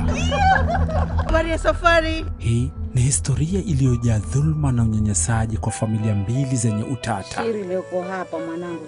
Basi ile plot ilikuwa ya marehemu babako. Palipo chuki, penzi hushamiri. Hivi sasa Mungu, kila mtu afuate shughuli zake. Yusuf, wewe umepataje hii? Dad, mimi si CID. Mimi ni lawyer. Kamwambie babako, haki haizami, yaolea. Watu kama wamekuwa na crush. Fedha inakuja hivi karibuni. Next on. Hatutaweza kuonana tena kabisa. Wala kuhusiana kwa lolote lile. Si ajabu kwa wewe ni mtoto wa Lu Yuju na Cheng Jahe. Wazazi wangu umewajuaje? Ruzuku ipi? Nani kakupa madaraka wewe? Amesema baba yako. Unafanya nini? Kama wewe ni mwanaume kweli, unawezaje kuvunja hadi yako? Kwa hiyo umeamua kutupoza kwa maneno matamu, si ndio? Basi Yuju, itapatiwa ruzuku. Ruzuku? Huyu nani baba huyu? Kwa taarifa yako. Yukai, leave me alone. Huwa haraka. Wanifanya mimi mpumbavu. How many times must I tell you? You've got to take responsibility of your actions. You can get out of here. Unasemaje? Umsee kumwona kwa ikeja. Polamuleti I'm the boss. Kila siku kila nikikukanya wewe usikii, waleta ukibadilisha. Shut up! Whatever you're selling, I'm not buying. If I don't get my money today, I am telling you. Game is over.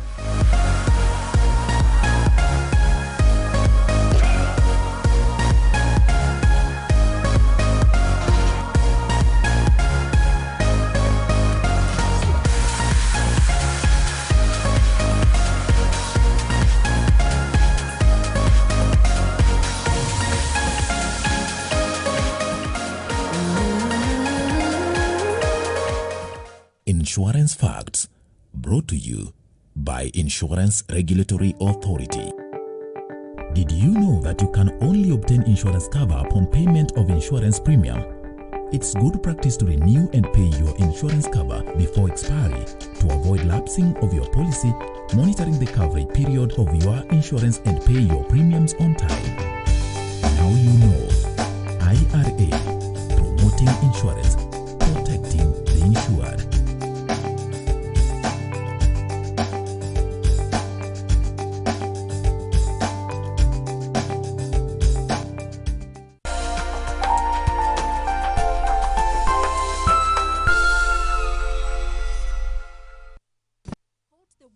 By surprise, originating from Wuhan City in China, the COVID-19 outbreak, commonly known as the coronavirus, is threatening the global health security, spreading its tentacles far and wide. In an executive order, President Uhuru Kenyatta directed that Mbagathi Hospital act as an isolation center in case the virus hits Kenya. While at the same time, dealing and confronting with emerging challenges such as the coronavirus, and there is an executive order that I have signed today, which I expect you to begin implementing immediately. But just how do you separate facts from myths about the infectious disease? Join Channel 1 News every 7 and 9 as we answer some of the burning questions, offer technical guidelines, as well as provide situation reports on the COVID-19 virus.